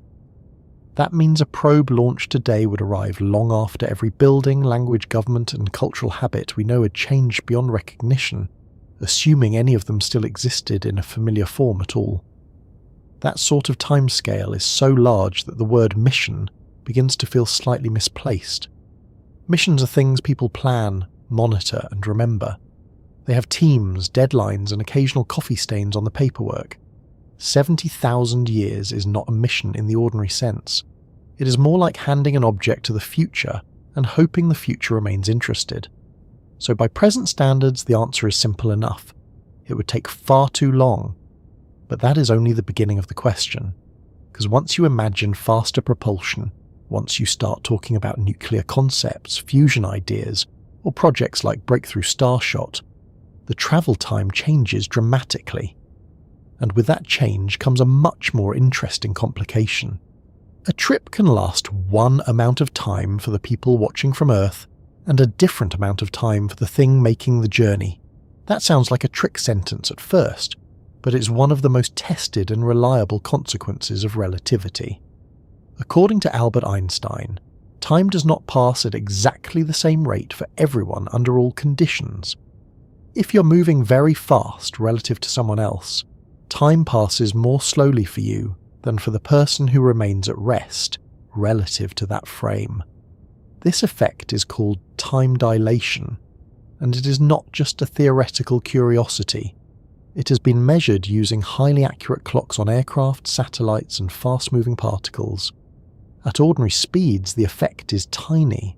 At interstellar speeds, it starts to matter. Imagine a spacecraft travelling at 10% of the speed of light. That is vastly beyond what we can currently do with large spacecraft, but it is still a useful benchmark. At that speed, from Earth's perspective, the trip to Proxima Centauri would take a little over 42 years if you ignore the time needed to accelerate and slow down. Already that is a remarkable change from tens of thousands of years. Suddenly the journey begins to sound like something people could talk about without immediately drifting into geology. But from the perspective of the travellers, the time would be a little shorter. Not dramatically shorter at 10% of light speed, but measurably so. Push the speed higher, and the gap grows. At 20% of the speed of light, which is the rough target often discussed for tiny light sail probes, in the context of breakthrough Starshot, the trip would take about 21 years from Earth's perspective, again ignoring acceleration and deceleration details. For the onboard clock, less time would pass. Still close, still recognisably the same mission, but the separation has begun. Raise the speed further, say to 50% of the speed of light, and the difference becomes much more noticeable. Earth would see the voyage lasting roughly 8.5 years, not counting the awkward matter of how you got to that speed in the first place. The travellers would experience less than that, move to 90% of the speed of light, and now the effect is impossible to ignore. Earth might record the trip as taking a little under 5 years of cruising time, while the travellers would age far less during the journey. This is where interstellar travel stops feeling like an extended road trip and starts feeling like a negotiation with the structure of reality.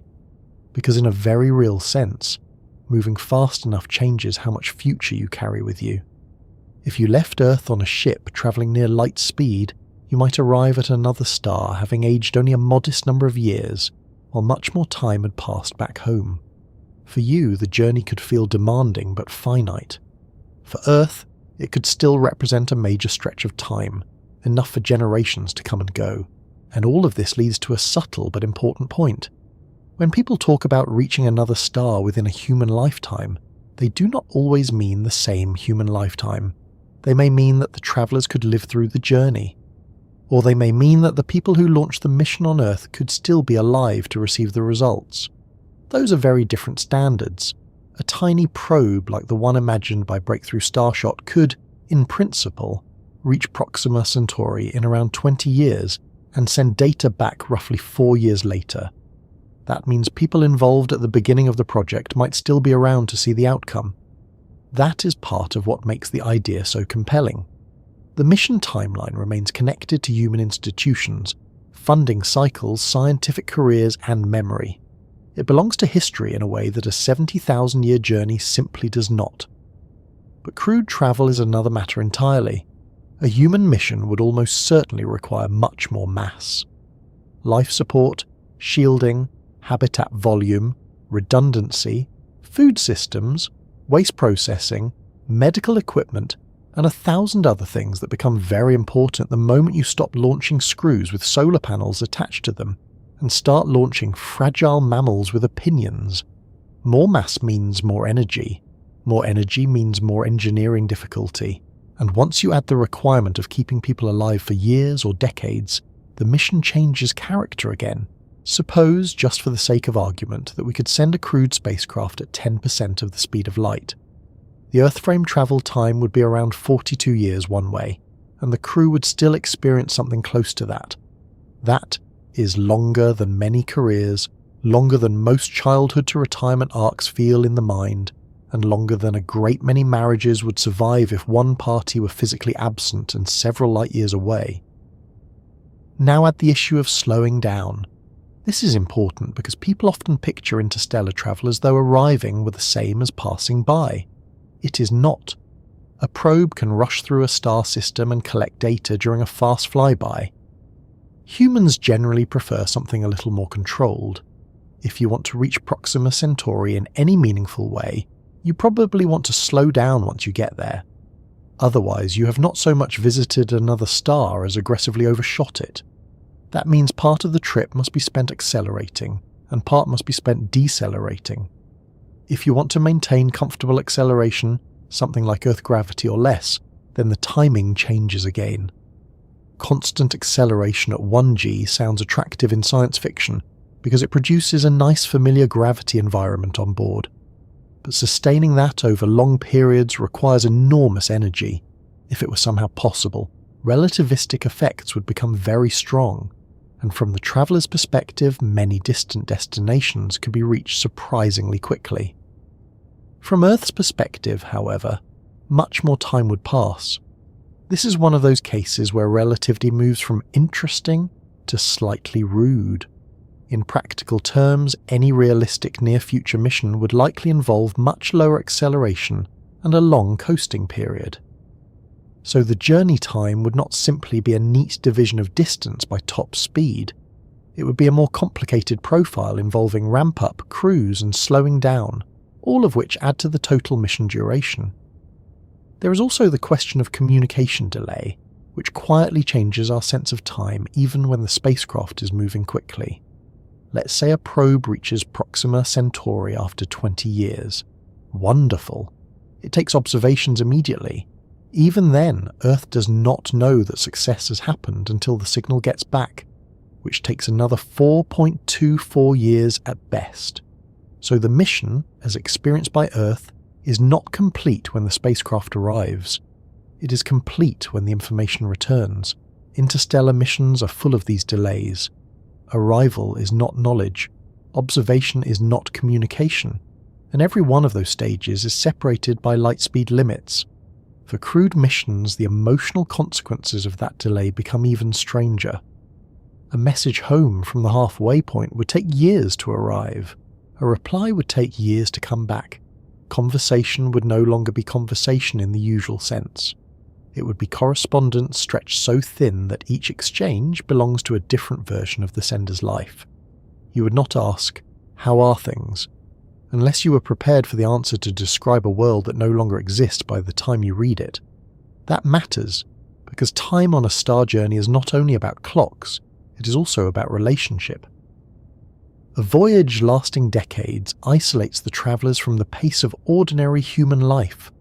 Cultures change, technologies advance, people age and die, institutions reorganise themselves. Even if the onboard clocks say one thing, the social and emotional distance from Earth grows with every passing year. This is part of why the concept of a generation ship appears so often in discussions of interstellar travel. If the journey takes longer than a human life, then perhaps the travellers are not really travellers in the usual sense. Perhaps they are a moving society. The people who arrive are descendants of the people who left. In that case, asking how long the trip takes becomes a different kind of question. It no longer means how much time passes for the original crew, but how many generations live and die along the way. That answer depends on speed, of course, but also on how you define a livable mission. A journey of 300 years might sound wildly impractical by normal standards, but as a multi-generational settlement project, it belongs to a different category of thought. It stops being transportation and starts becoming migration. Still, even there, relativity lurks quietly in the background. The faster you go, the less ship time passes relative to Earth. The closer you get to light speed, the more dramatic that difference becomes. So in the far future, if humanity ever solves the propulsion and energy problems well enough, star travel may involve a strange choice between the time you spend on the ship and the time you surrender on Earth. That is perhaps the oddest part of all. Interstellar travel is not merely a challenge of distance, it is a challenge of whose future you choose to live in. Leave slowly, and the voyage may be too long to survive. Leave fast enough, and you may arrive having aged only modestly, but at the cost of letting Earth race far ahead without you. Either way, the trip reshapes your relationship with time itself. So when we ask how long a star journey would really take, the most honest answer is this. With current technology, far longer than any person could reasonably wait. With ambitious near-future robotic ideas, perhaps a few decades for a tiny probe. With extremely advanced future propulsion, maybe years or decades from the traveller's perspective while Earth experiences more. And for humans, in any serious practical sense, the answer depends not just on engines, but on what kind of mission we are willing to call a journey at all. Because a fast flyby, a one-way colony ship, a generational migration, and a relativistic expedition are all very different things. They do not merely take different amounts of time, they belong to different philosophies of travel. Another way of approaching the problem doesn't begin with engines at all, it begins with a quiet admission. Maybe the journey is simply too long for one lifetime, not because we lack ambition, and not because we lack ideas, but because the scale of space asks something that doesn't quite fit within the limits of a single human life. If even our most optimistic projections still stretch into decades, centuries or longer, then the question shifts slightly.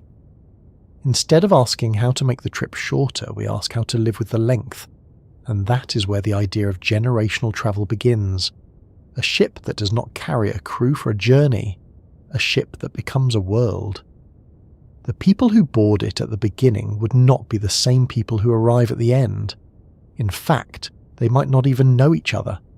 The mission would pass from one generation to the next, carried forward through memory, education, and a shared sense of purpose.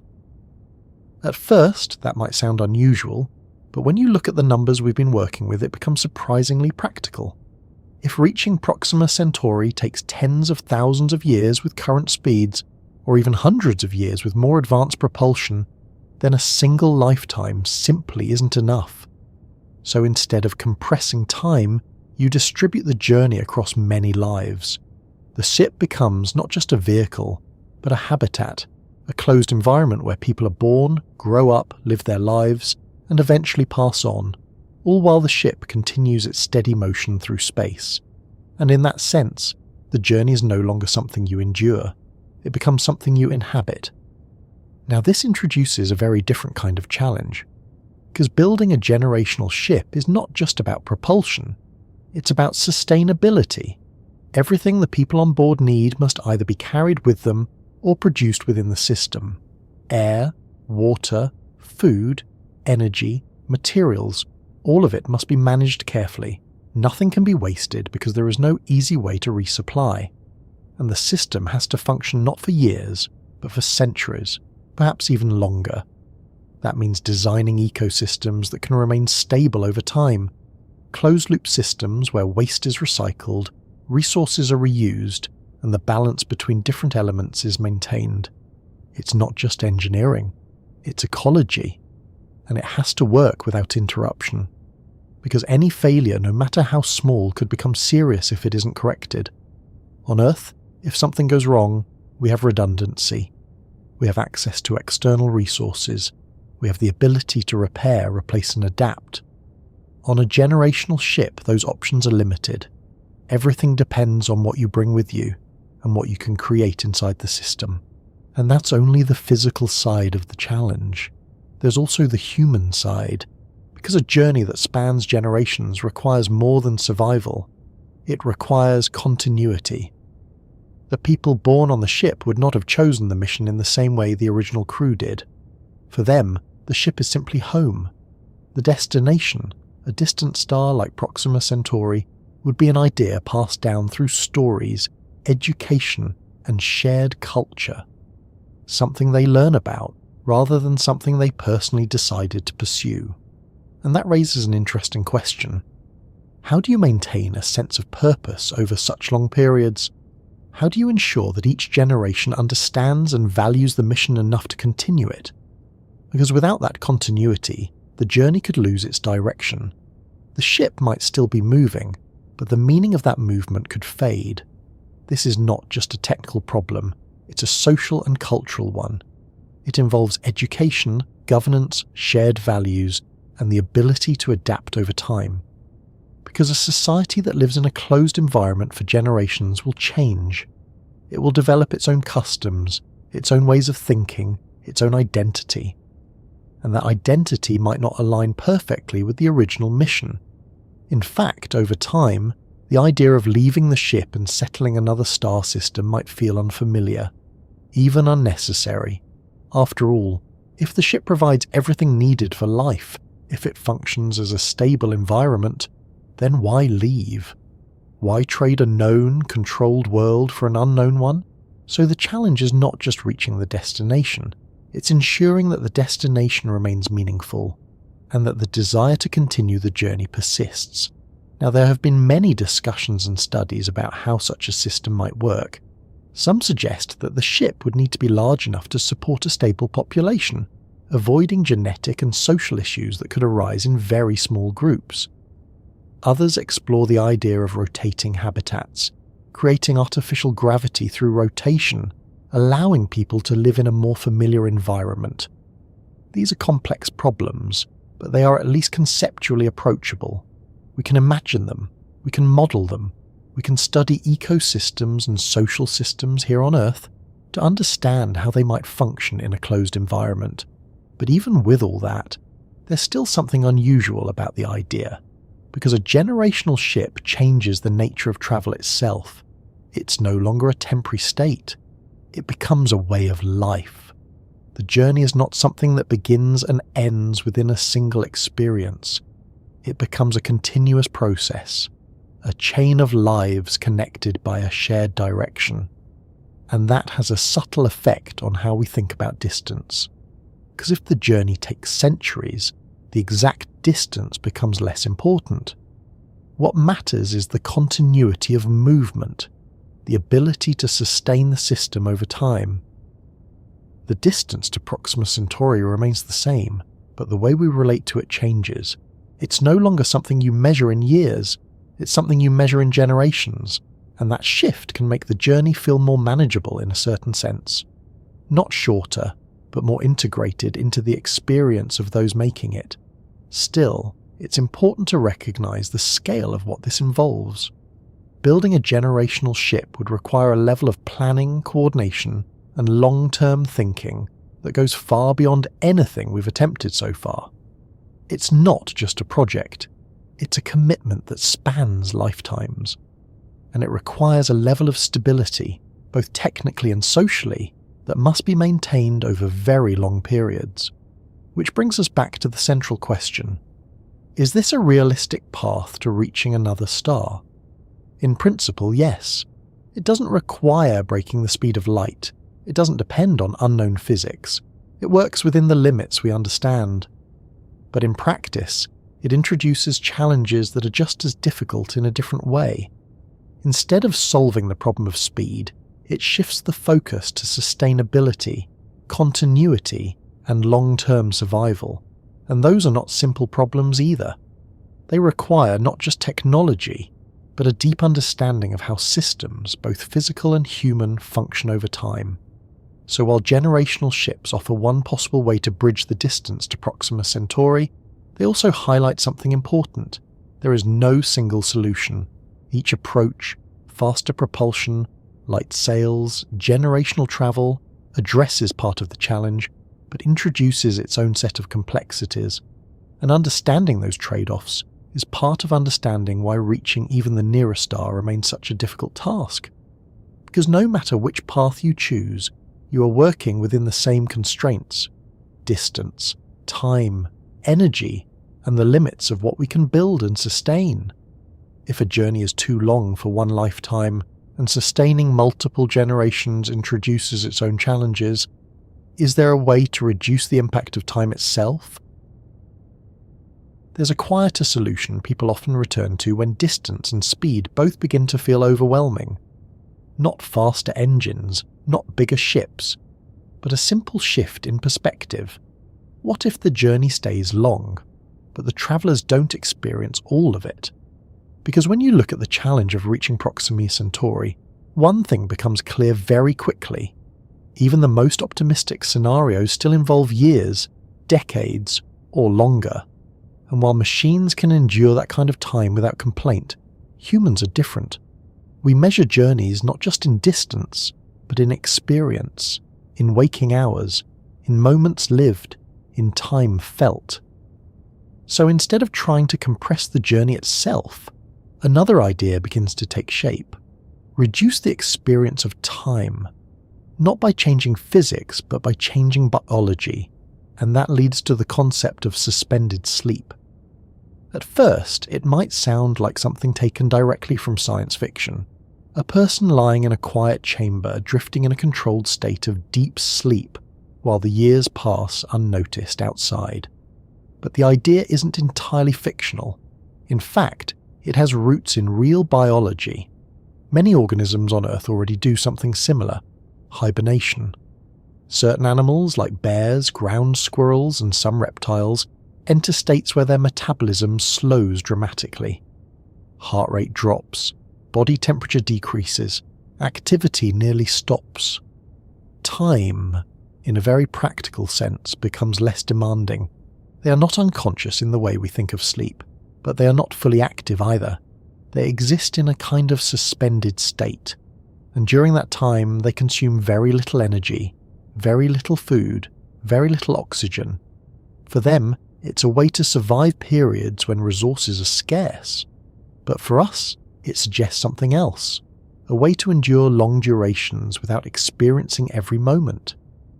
Now, translating that idea to humans is not straightforward. We don't naturally hibernate. Our bodies are not designed to enter such deep, prolonged states safely. But researchers have been exploring related concepts. Medically induced hypothermia, for example, is already used in certain situations. Lowering a patient's body temperature can slow metabolic processes, reduce damage after injury, and extend the time doctors have to treat critical conditions. It's not the same as long-term suspended animation. But it shows that human biology can be adjusted, at least to some extent. There are also studies looking at torpor-like states in humans, a controlled reduction in metabolism, body temperature and activity. Not full hibernation, but something closer to it, a middle ground. The goal is not to stop time, but to stretch it, to make long periods more manageable. Because if you could safely place travellers into a low-energy state for extended durations, the nature of the journey changes. A trip that lasts decades might only be experienced as months, or even less. The travellers would still age, but more slowly. They would require fewer resources, less food, less oxygen, less water, which also reduces the mass of the spacecraft. And that connects back to the earlier challenges, because every kilogram matters. Now, this doesn't solve everything. There are still significant obstacles. Keeping a human body in a stable, low metabolism state for years is not something we currently know how to do. There are risks, muscle atrophy, bone density loss, neurological effects. The body, left inactive for too long, begins to change in ways that are difficult to reverse. Even astronauts spending months in microgravity experience these effects, despite regular exercise and careful monitoring. Extending that to years or decades adds another layer of complexity. Then there's the question of reliability. A system that keeps people in suspended sleep would need to function perfectly, for long periods, without interruption. Because any failure could be serious, there's no quick return, no immediate assistance. Everything must be designed to operate independently, safely and consistently. And even if we solve those biological challenges, there's still something else to consider. Awakening. Waking someone after a long period of suspended sleep is not just a technical process, it's a psychological one. Imagine falling asleep and waking up decades later. The world you knew has changed. The people you knew are gone. The context of your life has shifted, even if the journey itself feels short. The difference in time between departure and arrival still exists, and that difference matters. Because while suspended sleep reduces the experience of time, it does not eliminate the passage of time itself. The universe continues, events unfold, and when you return to full awareness, you step into a future that has moved on without you. Now, in the context of interstellar travel, this might be less of an issue. If the destination is another star system, the focus is on the journey and the arrival, not on returning to Earth. But the psychological impact is still something to consider, because humans are not just physical systems. We are shaped by memory, continuity, and connection. And interrupting that continuity introduces its own challenges. Still, despite all of this, suspended sleep remains one of the more practical ideas for making long journeys manageable. It doesn't require breaking the speed of light. It doesn't depend on entirely new physics. It works within the framework we already understand. It simply changes how we interact with time. And that makes it different from the other approaches we've explored. Instead of solving the problem of distance directly, it works around the problem of experience. The journey remains long, but it no longer feels long, and that distinction is important. Because in many ways, the challenge of interstellar travel is not just about reaching the destination, it's about enduring the process, and if that process can be softened, reduced, or partially bypassed, then the idea of travelling to Proxima Centauri becomes a little more approachable. Not easy, not simple, but more aligned with the limits of human life. Of course, this approach doesn't eliminate the need for propulsion, energy, or protection. All of those challenges remain. But it changes the balance. It reduces the burden on life support systems. It makes long-duration missions more feasible. And it opens up a path that doesn't rely entirely on making ships faster. Which naturally brings us back to something we touched on earlier. Because even if we find ways to manage time from the traveller's perspective, the physics of motion still apply. Speed still matters. Energy still matters. At some point in this journey, time quietly stops behaving the way we expect it to. Not suddenly, not in a way you would notice at first, but gradually as speed increases, something subtle begins to shift. The steady rhythm we take for granted, seconds passing evenly, moments flowing in a consistent sequence, starts to loosen its grip. And this is where the ideas introduced by Albert Einstein return, not as abstract theory, but as something directly tied to the journey itself. Because when a spacecraft begins to move at speeds approaching that of light, time does not simply continue as usual, it changes. Now this isn't the same as suspended sleep, where time feels shorter because you are not fully experiencing it. This is something deeper. Time itself, as measured by clocks, begins to pass at different rates depending on motion. And that difference is not an illusion. It's real. It has been measured. It has been confirmed. So let's take this slowly because it's easy to misunderstand if rushed. Imagine two identical clocks. One stays on Earth, the other is placed on a spacecraft that begins travelling at a very high speed. From the perspective of someone on Earth, the clock on the spacecraft appears to run more slowly, not because it's broken, not because it's malfunctioning, but because time itself is passing more slowly for the moving clock. At everyday speeds, this effect is so small that it's barely noticeable. Even for fast airplanes or satellites, the difference is tiny, measurable with precise instruments, but not something you would feel.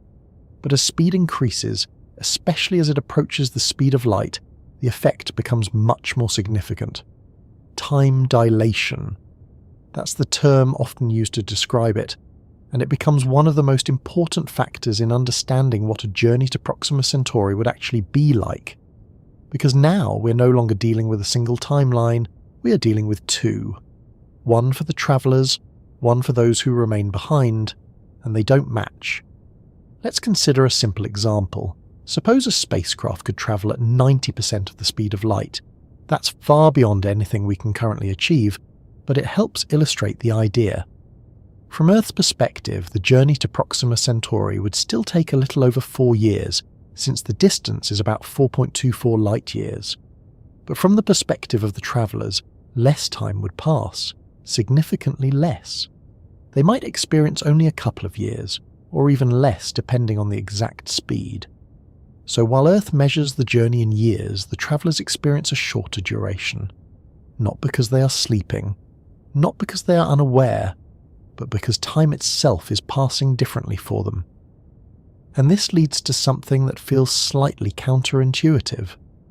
Moving faster doesn't just reduce travel time in the usual sense, it changes how time is experienced, which means that, in a way, travelling at very high speeds allows you to move into the future more quickly, not by skipping events, but by experiencing less time while more time passes elsewhere. If you left Earth on such a journey and returned, you would find that more time had passed on Earth than for you. You would have aged less, the world would have moved on, and this is not a thought experiment, it's a direct consequence of how motion and time are connected. Now, it's important to keep this grounded. Even though time dilation becomes significant at high speeds, reaching those speeds is still incredibly difficult. All the challenges we discussed earlier, energy, mass, propulsion, still apply. Relativity doesn't remove those challenges, it adds another layer to them. Because as you approach the speed of light, not only does time dilation increase, but the energy required to continue accelerating also increases dramatically. So while time behaves differently at those speeds, getting there remains the central difficulty. Still, the effect itself is real, and it changes how we think about interstellar travel. Because it introduces a kind of asymmetry. The journey is not experienced the same way by everyone. For observers on Earth, the mission might take decades. For the travellers, it might feel shorter. And that creates an interesting situation.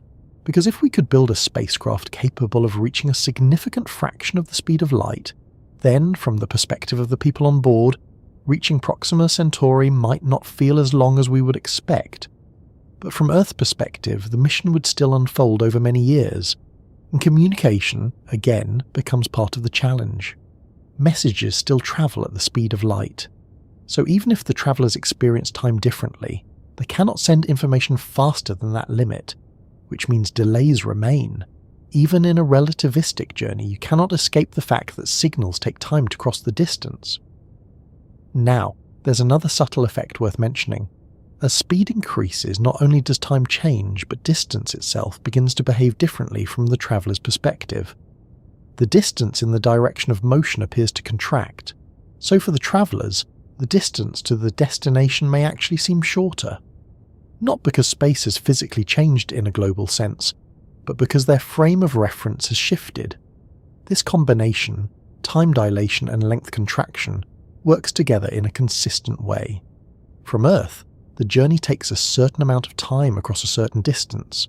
From the spacecraft, less time passes, and the distance appears shorter. Both perspectives are valid. They just describe the same reality from different frames. And this is where interstellar travel begins to feel less like a simple extension of everyday motion, and more like something fundamentally different. Because we are no longer just moving through space. We are moving through space-time, a combined structure where space and time are linked, and at high speeds that link becomes impossible to ignore. Now, bringing this back to the central question, what happens to time at near-light speeds? The answer is both simple and profound. Time slows down for the traveller relative to those at rest. The faster you go, the more pronounced the effect. But reaching those speeds requires overcoming all the challenges we've already discussed. So relativity doesn't make interstellar travel easy. It makes it strange. It changes how the journey is experienced. It introduces differences between observers. It reshapes our understanding of duration. But it does not remove the need for energy, propulsion, and careful engineering. So even though time itself begins to bend under these conditions, the fundamental difficulty of reaching another star remains. Reaching the destination turns out to be only half the problem. That might sound a little unexpected at first. After all, most of the discussion has focused on how difficult it is to get there. The distance is enormous, the speeds required are extreme, and the energy demands stretch far beyond what we currently manage. So naturally it feels like arrival should be the reward at the end of all that effort. But there's a quiet complication hiding inside that idea. Arriving is not the same as passing by, and in space, especially at very high speeds, that difference matters more than it first appears. Because if a spacecraft travels toward Proxima Centauri at a significant fraction of the speed of light, it doesn't simply drift into the system and come to a gentle stop. It continues moving, fast, very fast. And without some way to reduce that speed, it doesn't arrive in the way we usually imagine. It flies past. In fact, at the kinds of speeds we've been discussing, even a small star system becomes something you cross in a very short amount of time. If a probe were travelling at, say, 20% of the speed of light, it would cover enormous distances in just a few hours. The entire inner region of a star system could pass by in a brief window. Minutes, perhaps. Long enough to collect some data, but not long enough to settle in, to explore, or to meaningfully interact. And that's exactly the approach taken by ideas like Breakthrough Starshot. The spacecraft doesn't try to stop. It doesn't attempt to enter orbit. It performs a flyby, a fast pass through the system, gathering as much information as possible before continuing onward. For a tiny probe, that's acceptable. It's efficient. It avoids the need to carry additional fuel for deceleration. But for anything more complex, anything larger, anything carrying instruments that need time to operate, or even people, this becomes a much bigger issue. Because to truly arrive, you need to slow down. And slowing down in space is not as simple as pressing a brake. There's no friction to rely on. No atmosphere to create drag, at least not in the vast regions between stars. To reduce speed, you need to apply force in the opposite direction, which means you need energy, and if you're using conventional propulsion, that means you need fuel. Which brings us right back to the problem we saw earlier. Fuel adds mass. Mass makes acceleration harder, and if you need fuel not just to speed up but also to slow down, then the total amount required increases significantly. Because now you're carrying fuel for two major phases of the journey.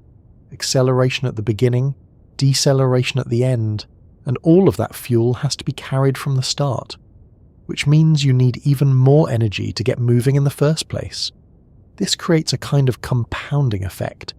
The more capable you want your arrival to be, the more demanding the entire mission becomes.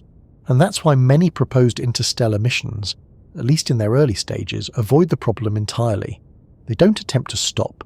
They accept the flyby. They gather what they can and move on. But let's stay with the idea of slowing down for a moment, because it reveals something important about the nature of interstellar travel. Slowing down is, in many ways, just as difficult as speeding up. you need to remove the same amount of kinetic energy that you added during acceleration. And at high speeds, that energy is enormous. So the question becomes, is there a way to slow down without carrying all that extra fuel? And this is where alternative ideas begin to appear. Some involve using the destination itself. For example, you could use the gravity of the target star to help reduce speed, a gravitational assist in reverse. But this only works if your approach is carefully planned, and even then, it may not be enough to fully stop a spacecraft travelling at relativistic speeds. Gravity can bend your path, but it doesn't easily remove large amounts of velocity. Another idea involves using the light from the destination star. If you have a sail like the ones discussed earlier, you could in theory turn it around and use the incoming light to slow down. Instead of being pushed from behind, you are now pushed from the front. It's a delicate manoeuvre, and it depends on the intensity of the star's light, which for a dim star like Proxima Centauri is relatively low. So while it might help, it may not be sufficient on its own. There are also concepts involving interaction with the interstellar medium, using magnetic fields or large structures to create drag against the sparse particles in space. But space is very empty. The density is extremely low, so the effect is minimal unless you can create a very large interaction area, which again introduces challenges of mass and structure. Then there's the possibility of carrying fuel for deceleration, but doing so efficiently. Advanced propulsion systems like fusion or antimatter drives could, in theory, provide the energy needed without requiring impractically large amounts of fuel. But as we've seen, those technologies are still far from being realized in a practical sense.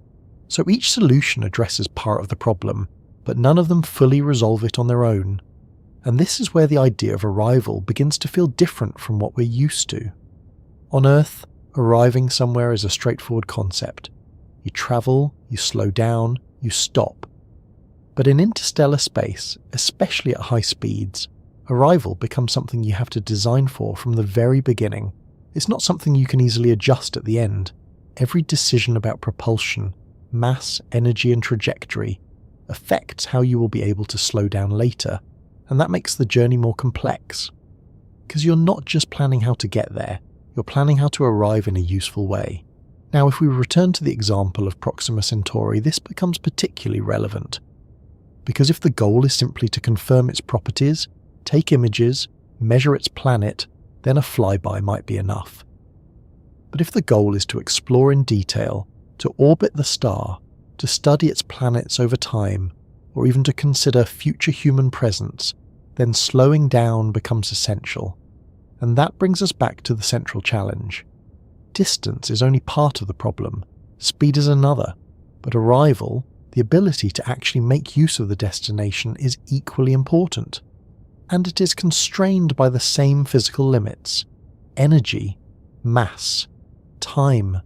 So even if we solve the problem of reaching another star, even if we develop propulsion systems capable of crossing that distance in a reasonable time frame, we still need to solve the problem of what happens when we get there. Because without a way to slow down, the journey remains incomplete. It becomes a visit without a stay, a glance rather than an exploration. And that realization naturally leads to another question. Because if both acceleration and deceleration are so demanding, if every stage of the journey introduces new constraints, what else might stand in the way? It's easy to think of the space between stars as completely empty. After all, when you picture it, there's nothing obvious there. No air, no clouds, no landscapes, no visible obstacles. Just darkness stretching in every direction, with distant stars quietly marking the edges of something far too large to fully grasp. And in a broad sense, that idea is not entirely wrong. Space is incredibly sparse. Vast regions exist where you could travel for enormous distances without encountering anything large enough to notice directly. But empty is not the same as nothing. And when you begin to move through that space at very high speeds, even the smallest things start to matter. A lot. Because emptiness in this context is only relative. Between stars there are still particles, tiny ones. atoms, mostly hydrogen, drifting through space. Occasional dust grains, remnants of past events, scattered across the interstellar medium. Radiation, moving constantly, carrying energy from distant sources. Magnetic fields, subtle but present, shaping the motion of charged particles. Individually, each of these is insignificant. You wouldn't notice them if you were standing still. But motion changes everything, especially high-speed motion, because when you move faster, the energy of any collision increases dramatically. This is something we experience even at low speeds. A gentle tap becomes a sharp impact if you move quickly enough. Now extend that idea to a spacecraft travelling at a significant fraction of the speed of light. Suddenly, even a tiny particle becomes something else entirely. Not because it has changed, but because of the speed at which you encounter it. A single atom at those velocities carries enough energy to cause damage. A small dust grain could act like a microscopic projectile.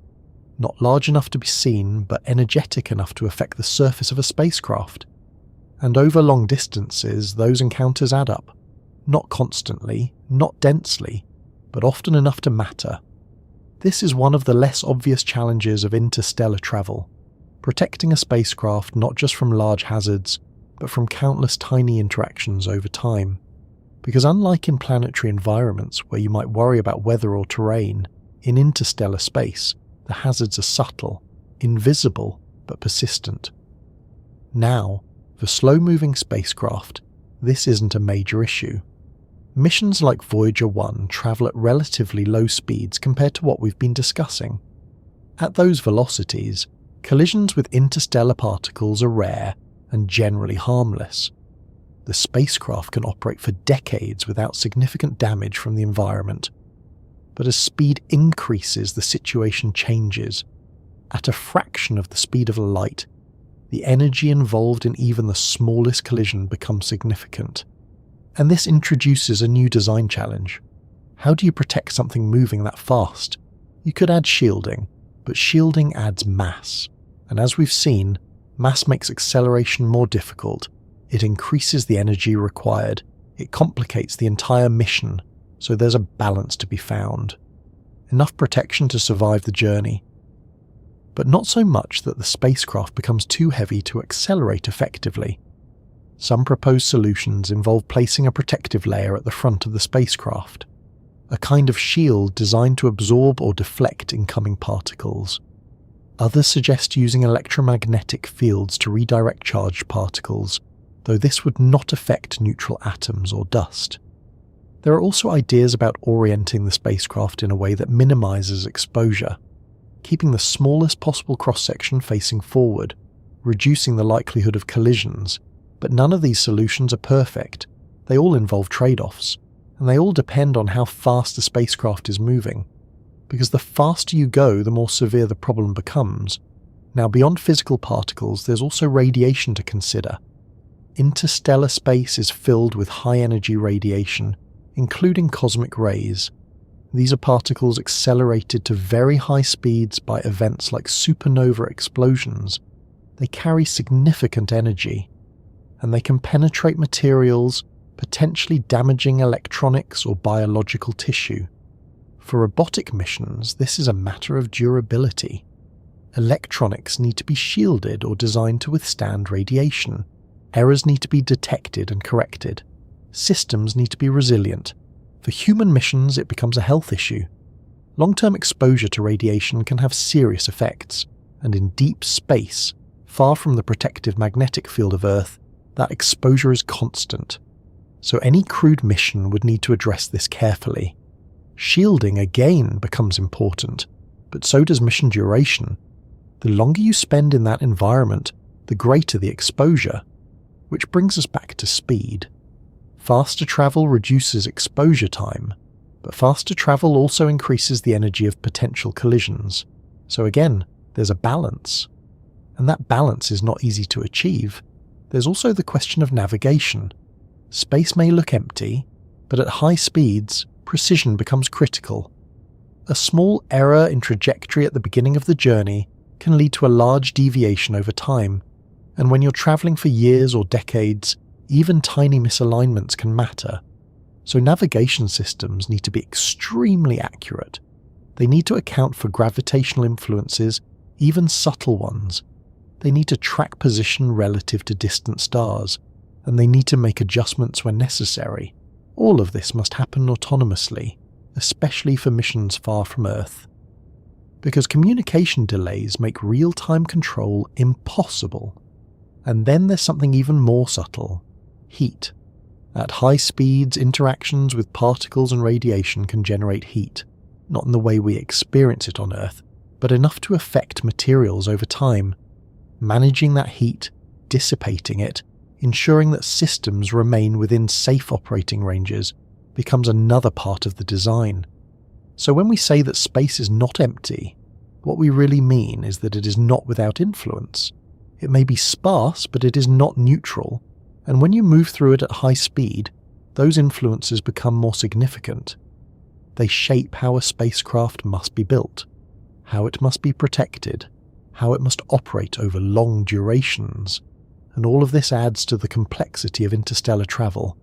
Because reaching Proxima Centauri is not just about covering the distance, it's about surviving the journey, maintaining function, protecting systems, ensuring that the spacecraft arrives in a condition that allows it to do what it was designed to do, and that in turn depends on understanding the environment it moves through. An environment that may appear empty, but is quietly filled with challenges that only become visible when you try to cross it at extraordinary speeds. So even as we solve problems of propulsion, energy and time, the journey itself continues to present its own set of obstacles, not obvious ones, but persistent ones. And understanding those obstacles is part of understanding why interstellar travel remains so difficult, because every step forward reveals another layer, another detail that needs to be considered, another piece of the puzzle, which brings us back to the broader picture. Because when you look at all of these challenges together, distance, speed, energy, arrival, environment, it becomes clear that the difficulty of reaching another star is not due to a single limitation. It's the combination of many factors, all interacting with each other. Long before a spacecraft reaches another star, something else has already begun to stretch in a way that feels almost unfamiliar. Conversation. Not the kind you have face to face, or even across a phone call, but the simple act of sending a message and waiting for a reply. It's such an ordinary part of life that we rarely think about it. You send something, and within seconds or minutes at most there's a response. That rhythm feels natural, immediate, reliable. But the moment you extend that exchange across interstellar distances, the rhythm breaks.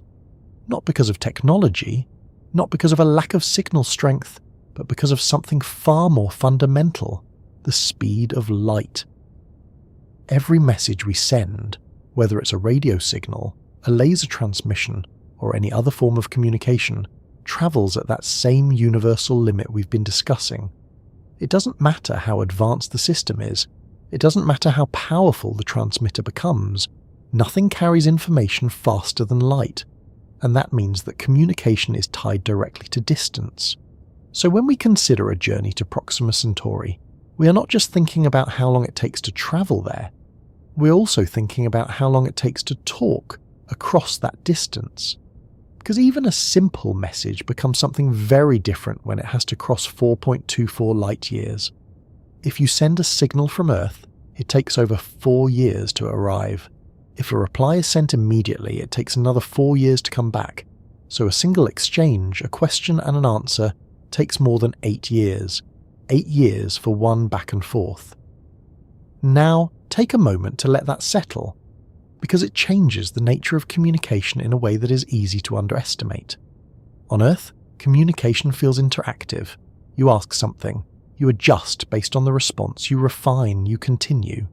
But across interstellar distances, that interaction slows down dramatically. You send a message, and then you wait. Not minutes, not hours, years. And during that time, everything continues to change. Technology evolves. People move on. Contexts shift. By the time the reply arrives, the question might no longer feel relevant in the same way. And that creates a kind of separation, not just in space, but in time. Because communication is no longer synchronized, it becomes asynchronous in the most extreme sense. Each message belongs to a different moment, a different version of the sender, a different version of the receiver, and this has practical consequences. For example, imagine trying to control a spacecraft near Proxima Centauri from Earth. You send a command. 4 years later, the spacecraft receives it. It executes the command and sends back data. 4 years later, you see the result. If something went wrong, if an adjustment was needed, you wouldn't know for 8 years. Which means real-time control is not possible. Everything must be planned in advance, or handled autonomously by the spacecraft itself. And that's why autonomy becomes so important in interstellar missions. The spacecraft must be able to make decisions on its own, to adjust its path, to manage its systems, to respond to unexpected conditions, because waiting for instructions from Earth is simply too slow. Now, this doesn't mean communication is impossible. Far from it. We already communicate across vast distances within our solar system. Missions like Voyager 1 send data back from billions of kilometers away. The signals are faint, but detectable. With sensitive instruments, we can receive and interpret them. But the delays, even within the solar system, are noticeable. Minutes, hours. And those delays grow with distance. Extend that to light years, and the delay becomes the defining feature of communication. It shapes how information is exchanged, how missions are designed, how expectations are set. Now, there's another aspect to consider: signal strength. As a signal travels, it spreads out. The farther it goes, the weaker it becomes. By the time a transmission from a spacecraft near Proxima Centauri reaches Earth, it would be incredibly faint. Detecting it would require very sensitive receivers, large arrays of antennas, careful filtering to separate the signal from background noise, and even then, the amount of data that can be transmitted is limited. High bandwidth communication, like streaming video, becomes much more difficult over such distances, so the spacecraft would need to prioritize what it sends, compress data, select the most important information, and transmit it efficiently, all while operating within strict power constraints, because power, like everything else, is limited. Now, beyond the technical challenges, there's also a more subtle effect: the emotional distance. Because communication is not just about information, it's about connection. And when that connection is stretched across years, it begins to feel different. A message sent today might be read years from now. A reply might arrive long after the original context has faded. It's less like a conversation, and more like a series of time capsules, each one carrying a snapshot of a moment that has already passed. And that changes how we think about interaction, because the usual feedback loop, the immediate response, the adjustment, is no longer there. Instead, communication becomes something slower, more deliberate. You think carefully about what you send, because you know you won't be able to correct it quickly. You anticipate possible outcomes because you won't have immediate feedback. And in that sense, communication becomes part of the challenge of interstellar travel. Not just a tool, but a limitation. A boundary set by the same speed that defines everything else. So even if we solve the problems of propulsion, energy and survival, even if we manage to send spacecraft to Proxima Centauri, the connection between Earth and that distant system will always be shaped by this delay. A delay that cannot be reduced below a certain point, because it is tied to the speed of light itself. And that brings us back to something we've seen before, the limits of physics. They don't just affect how we move, they affect how we communicate, how we interact, how we remain connected across distance. And understanding those limits is part of understanding why interstellar travel is not just about reaching another star. It's about navigating a completely different scale of experience, where distance stretches time, where communication slows, and where even the simplest exchange becomes something that unfolds over years instead of moments, which leads to a broader reflection. Because when you combine all of these factors, distance, speed, energy, arrival, environment, communication, it becomes clear that reaching another star is not prevented by a single obstacle. It's the accumulation of many, each one manageable on its own perhaps, but together they form a barrier that is not easy to cross. And that naturally raises the question, if we understand all of this, if we can describe each challenge in detail, then why haven't we done it yet? Not just in theory, but in practice. What is it that still holds us back? It might be tempting to think that the reason we haven't reached another star is simply because we haven't tried hard enough, that somewhere, hidden behind all the explanations about distance and speed, there's a missing piece. A breakthrough waiting to happen. A clever idea that, once discovered, suddenly makes everything possible. Because throughout history, that pattern has appeared again and again. Things that once seemed impossible slowly became routine. Crossing oceans, flying through the air, walking on the moon. Each one at some point existed only in imagination and then gradually moved into reality. So it's natural to assume that reaching Proxima Centauri is simply the next step in that progression. Something we haven't done yet. But when you look more closely, the situation feels a little different. Because this isn't just a matter of invention, it's a matter of scale. And that scale changes the nature of the problem in a way that's easy to underestimate. Up to now, most of our technological progress has operated within certain boundaries.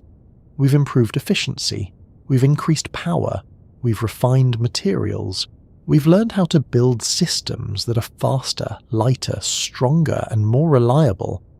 But in almost every case, those improvements were incremental, step by step, building on what came before, and crucially, they all operated within a framework that remained consistent. The physics didn't change, the environment didn't fundamentally shift. We were still working within a range where human intuition, supported by engineering, could guide progress. Interstellar travel doesn't fit neatly into that pattern, because the gap between what we can do now and what we would need to do is not small, it's not even moderate, it's enormous. Not just in distance, but in the demands placed on energy, materials, systems, and time. And this is where the difference between imagination and technology becomes clear. Imagination is not constrained in the same way. You can picture a spacecraft moving between stars with ease. You can imagine engines that accelerate smoothly, ships that carry people comfortably, journeys that unfold without major obstacles. In imagination, the problem is already solved. The details can be filled in later, but technology works differently. Every part of the system must function. Every constraint must be respected. Every limitation must be addressed. And when you begin to account for all of those factors at once, the challenge becomes much more complex. Take energy, for example. We've already seen that accelerating a spacecraft to a significant fraction of the speed of light requires enormous amounts of energy, not just more than we currently use for space missions, but more than we produce on a global scale for many purposes. And generating that energy is only part of the problem. You also need to store it, manage it, and deliver it efficiently. Each of those steps introduces its own challenges. Then there's propulsion. We have engines that work well within the solar system, chemical rockets, ion drives, gravitational assists. They've taken us far, but they are not designed for interstellar travel. To bridge that gap, we would need propulsion systems that are far more powerful, far more efficient and capable of operating over long durations. Some ideas exist: fusion, antimatter, beamed propulsion. But none of them are currently at the stage where they can be used for real missions. They remain areas of research, possibilities rather than practical tools. Materials are another factor. At high speeds, even small imperfections can become critical. Structures must withstand acceleration, radiation, impacts with particles, and long-term exposure to space. They must remain stable for years, or decades, without maintenance. and they must do all of this while keeping mass as low as possible, which is a difficult balance to achieve.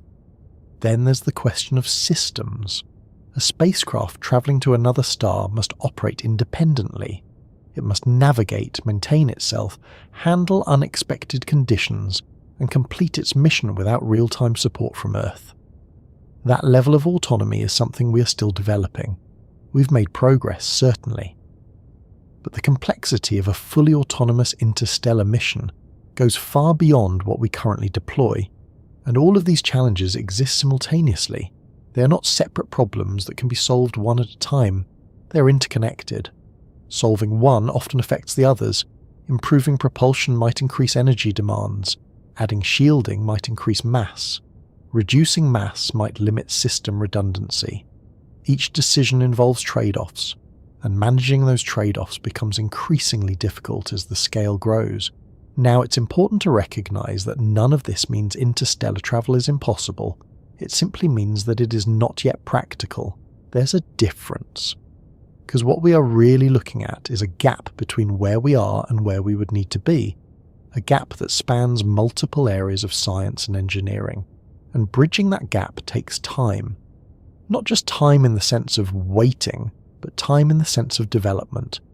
Research, experimentation, iteration. Because new technologies don't appear fully formed. They emerge gradually, often from unexpected directions. Advances in one field can enable progress in another. New materials can lead to new designs. New energy sources can open new possibilities. And over time, those pieces begin to come together.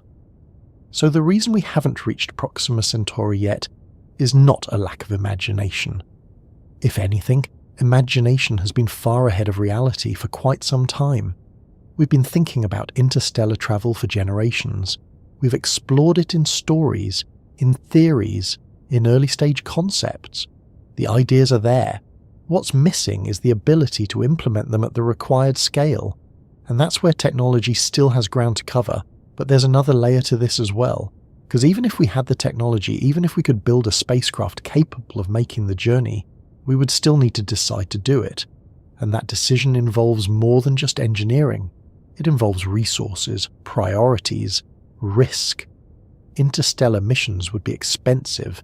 They would require long-term commitment. They would span years, decades, perhaps longer.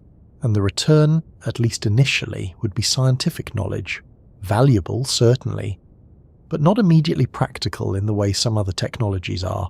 So there's a balance to be considered between investing in interstellar exploration and addressing more immediate challenges, between pushing the boundaries of what's possible and managing what's necessary. And that balance shapes what we choose to pursue. So when you step back and look at the full picture, the reason we haven't done it yet becomes clearer. It's not a single barrier. It's a collection of them. Energy, propulsion, materials, systems, time, resources, all of them interacting, all of them requiring progress, and all of them moving forward, but not yet aligned in a way that makes interstellar travel feasible. At least not yet. And that word, yet, is important. Because history has shown that what seems out of reach at one moment can become achievable in another. Not quickly, not easily, but gradually, through effort, curiosity, and persistence. So while we haven't reached another star today, that doesn't mean we never will. It simply means that we're still in the early stages of a much longer journey. A journey that, for now, remains mostly within our imagination, but one that continues to move slowly towards something more tangible. Long after the numbers have been laid out, after the distances have been explained and the limits carefully described, something quieter remains, a kind of pull. Not physical, not measurable in the way gravity or velocity is measured, but persistent all the same. Because even when we understand just how difficult it would be to reach Proxima Centauri, the idea of going there doesn't fade, it stays. And that raises a different kind of question. Not how, but why? Why do we keep thinking about it? Why does the nearest star, faint and distant as it is, continue to hold our attention?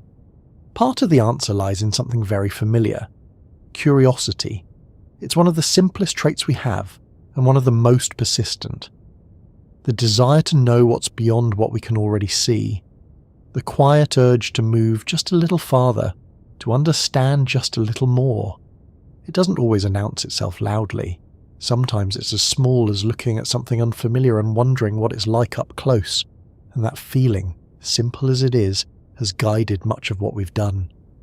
Long before there were spacecraft, people looked at distant horizons and wondered what lay beyond them. Oceans that seemed endless were eventually crossed. Lands that were once unknown became familiar. Each step began the same way, with a question. And while the distances involved in interstellar travel are vastly greater, the underlying impulse is not so different.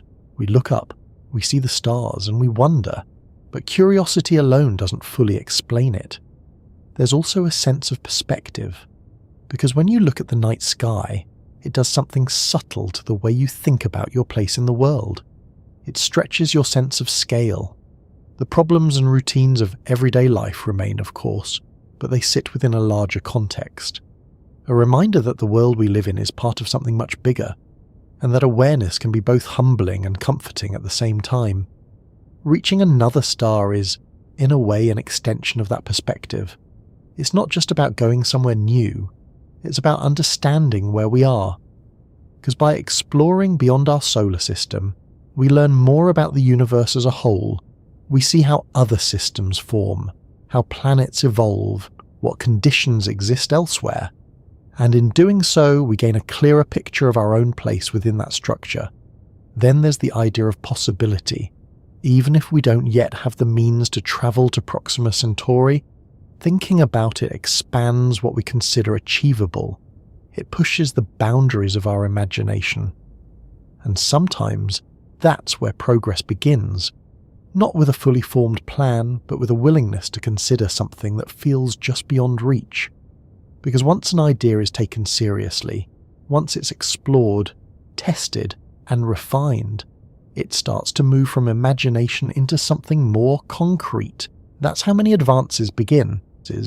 And even if interstellar travel remains distant, the technologies developed along the way can have broader applications. Energy systems, materials, autonomous systems. Each step forward contributes to other areas of knowledge. So the dream of reaching another star is not isolated. It connects to a wider network of ideas and innovations. There's also something more personal, a sense of continuity.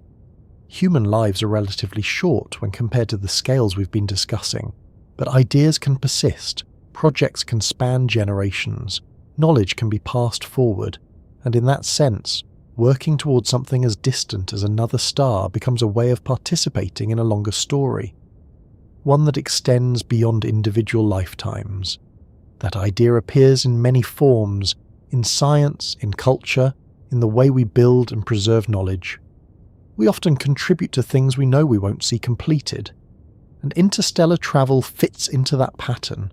It's a long-term goal, something that may take many steps, many developments, many years. But each step still matters. Each piece of progress adds to the whole. Now, it's also worth acknowledging that not everyone sees this as a priority. There are many challenges here on Earth that require attention. Resources are limited. Decisions have to be made about where to focus effort and investment, and those are valid considerations. Exploration doesn't exist in isolation from the rest of human activity. It's part of a broader set of choices about how we use our time and resources. But even within those constraints, the idea of reaching another star continues to exist. Not always as an immediate goal, but as a long-term direction, a possibility that remains open. And perhaps that's part of its appeal. It doesn't demand immediate action. It doesn't require resolution right away. It simply exists as something we might one day do. Something that invites thought, invites planning, invites gradual progress. And in that sense, it's less about the destination itself, and more about the path toward it. Because the act of trying, of exploring the problem, of developing the technologies and understanding needed becomes valuable in its own right. It shapes how we think, how we innovate, how we approach challenges that don't have simple solutions. So even though Proxima Centauri remains far beyond our current reach, the idea of going there continues to serve a purpose. It keeps us looking outward, it keeps us asking questions, and it reminds us that there are still frontiers that haven't been crossed, not because they are impossible, but because they require more time, more knowledge, more development. And that brings us to a quieter reflection, because when you combine everything we've discussed, distance, speed, energy, time, technology, the picture becomes clearer. Reaching another star is not something we can do easily, is not something we can do quickly, but it's also not something we've stopped thinking about. And that balance between difficulty and curiosity is what keeps the idea alive. There is a quiet point you eventually arrive at, after looking at all the distances, all the limits, all the engineering challenges, where the question begins to shift.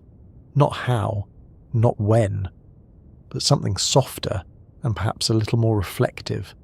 If the distances remain too great, the challenges too complex, what does that say about our place in the universe? Are we meant to stay within our solar system? Or is this simply a stage, one part of a much longer story that is still unfolding? Are we actually meant to go? Not in a strict or predetermined sense, as if there were rules written somewhere about what humanity is allowed to do, but in the sense of fit, alignment. Whether the way we exist right now naturally extends outward into interstellar space, or whether that step requires something fundamentally different from what we currently are. Because when you look at the journey to Proxima Centauri, it's not just difficult, it resists us in multiple ways at once. Distance stretches beyond intuition, speed runs into hard limits, energy demands climb rapidly, time expands into something that no longer fits comfortably within a single life. And even if you manage to address each of those individually, they combine in a way that creates a kind of resistance, not a barrier you can point to directly, but a system of constraints that doesn't yield easily. And that can lead to an interesting thought. Maybe the challenge isn't simply that we haven't solved the problem yet. Maybe it's that the problem is asking us to change before we can solve it. So far, most of our exploration has been shaped by the scale of Earth. Even when we leave the planet, we carry that scale with us. We think in terms of missions that last years, not centuries. We design systems that can be maintained, repaired, or replaced within a human lifetime. We build technologies that fit within the rhythm of human experience. And that works well within the solar system. Travelling to the moon, to Mars, to the outer planets, all of that fits, with effort, within a framework we can manage. But interstellar space doesn't fit that framework. Not comfortably, not yet. It stretches it. And in doing so, it raises the possibility that reaching another star is not just a technological step, it's a transition. A shift in how we approach time, scale, and even purpose. Now that doesn't mean we are meant to stay where we are. It doesn't mean the journey is impossible. But it does suggest that patience may be part of the process, because there's a difference between something being out of reach temporarily and something being fundamentally unattainable, and right now, reaching another star feels like the former. Difficult, yes, far beyond our current capabilities, but not ruled out by the laws of physics, just constrained by them, which means the path forward is not blocked, it's extended, longer than we might prefer, requiring more development, more understanding, more gradual progress. And that brings us to the idea of time, not as a limitation, but as a resource. Because while individual lives are short compared to interstellar distances, human knowledge is cumulative. What one generation learns can be passed to the next. Technologies improve, concepts evolve. Ideas that begin as speculation can become practical over time. We've seen this pattern before. Flight once imagined became real, space travel once distant became routine. Each step took time, often more time than expected. But progress continued, and interstellar travel may simply be another step in that sequence, a larger step certainly, one that requires more preparation, but still part of a longer trajectory. Now there's another way to look at this. Instead of asking whether we are meant to stay or go, we can consider what it means to explore at all. Because exploration doesn't always require physical presence. We already study distant stars, including Proxima Centauri, using telescopes and instruments that analyze the light they emit. We gather information, we build models, we expand our understanding, and while that is not the same as being there, it is still a form of exploration, a different kind, one that works within our current limits, and as technology improves, that kind of exploration becomes more detailed, more precise. We can detect planets, measure atmospheres, infer conditions, all without leaving our solar system, so even if physical travel remains out of reach for now, exploration continues, quietly, steadily, and that raises another possibility. Perhaps reaching another star is not a single event, but a gradual process, a series of steps, first observation, then remote sensing, then small probes, then more capable missions, each one extending our reach a little further, each one building on what came before, until eventually the gap becomes small enough to cross, not suddenly, but through accumulation. Now, it's also worth considering that our current form may not be the final one. Humanity evolves, not just biologically, but technologically. We extend our capability through tools, through systems, through integration with machines, and as that continues, the kinds of missions we can undertake may change. Perhaps future travelers will not be limited in the same way we are. Perhaps they will not require the same environments, the same conditions, the same constraints. And if that happens, the challenge of interstellar travel may look very different. Less about adapting space to us, more about adapting ourselves to space. But that is a longer-term consideration. For now, we remain where we are, at a stage where the nearest star is known, studied, understood in many ways, but not yet reachable. And that's not a failure, it's a position, a point along a path that continues forward. Because the question of whether we are meant to stay or go doesn't have a fixed answer. It changes with time, with capability, with perspective. At one point, crossing an ocean seemed impossible. Later, it became routine. At one point, leaving Earth seemed unattainable. Now it's something we do regularly. Each boundary, once reached, redefines what comes next. And interstellar travel may follow the same pattern. Slow at first, gradual, requiring patience, but not necessarily out of reach forever. So perhaps the more useful question is not whether we are meant to stay, but whether we are ready to go, and if not, what needs to change for that to become possible. Because readiness is something that can develop. It's not fixed. It grows with knowledge, with technology, with experience, and that growth takes time, which brings us back to patience. Not as a passive state, but as an active process, continuing to learn, continuing to explore, continuing to build the pieces that will eventually make the journey possible, even if that journey lies beyond the horizon of our current lives. Because in the end, the story of reaching another star is not just about distance, it's about progression. A long sequence of steps, each one bringing us closer, not quickly, not easily, but steadily. And that steady movement is something we've seen before, something that defines how we approach challenges that seem too large at first. So whether we stay for now or eventually go, the process continues, quietly, gradually, and always moving forward. After everything we've explored, all the distances, the limits, the possibilities, it's worth letting the scale of it slowly settle back down, not all at once, just enough to feel where you are again. Because for a while, we've been thinking far beyond the familiar, out past the edges of the solar system, across the quiet space between stars, toward Proxima Centauri, a place that is both incredibly close in cosmic terms and impossibly far in human ones. We follow the path outward, through distance that stretches beyond intuition, through speed that runs into limits, through time that begins to behave differently the faster you move.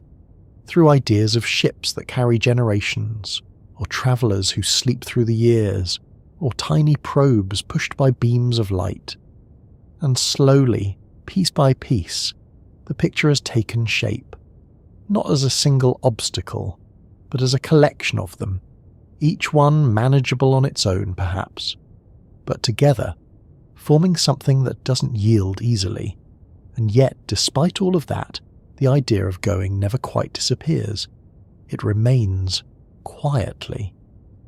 Which is why, instead of pushing further outward, it feels right to come back for a moment. Not to leave the stars behind, but to see them from here again. Because here is where the story actually begins. On Earth. A place that, compared to everything we've discussed, is remarkably small. A thin layer of atmosphere, a surface shaped by water and time, a world that supports life in a way that, so far, we haven't found anywhere else. And it's easy to overlook just how unusual that is.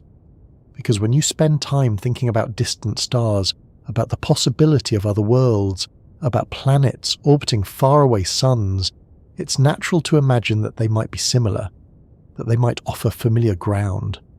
But the more we learn, the more we realise how specific the conditions here are, how finely balanced, and how much of what we experience every day depends on that balance.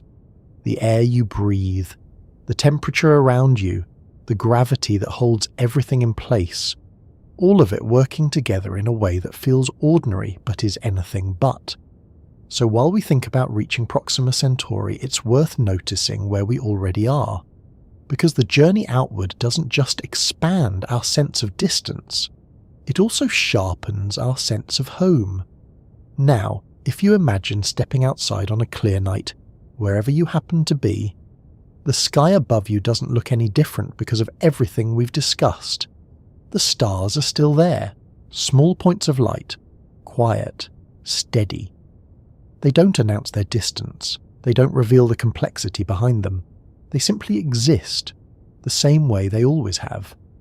And somewhere among them, faint and almost invisible without the right tools, is the nearest one beyond our sun, Proxima Centauri, still there, unchanged by our understanding, unchanged by our plans.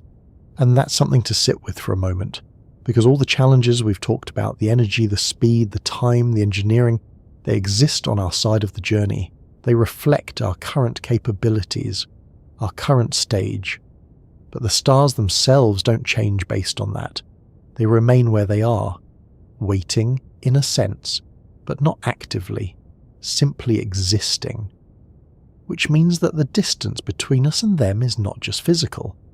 It's also a measure of where we are in our own development, not as individuals, but as a species, and that distance can close over time, not quickly, not all at once, but gradually, through small steps, through advances that build on each other, through ideas that move from imagination into practice. And that process is already happening.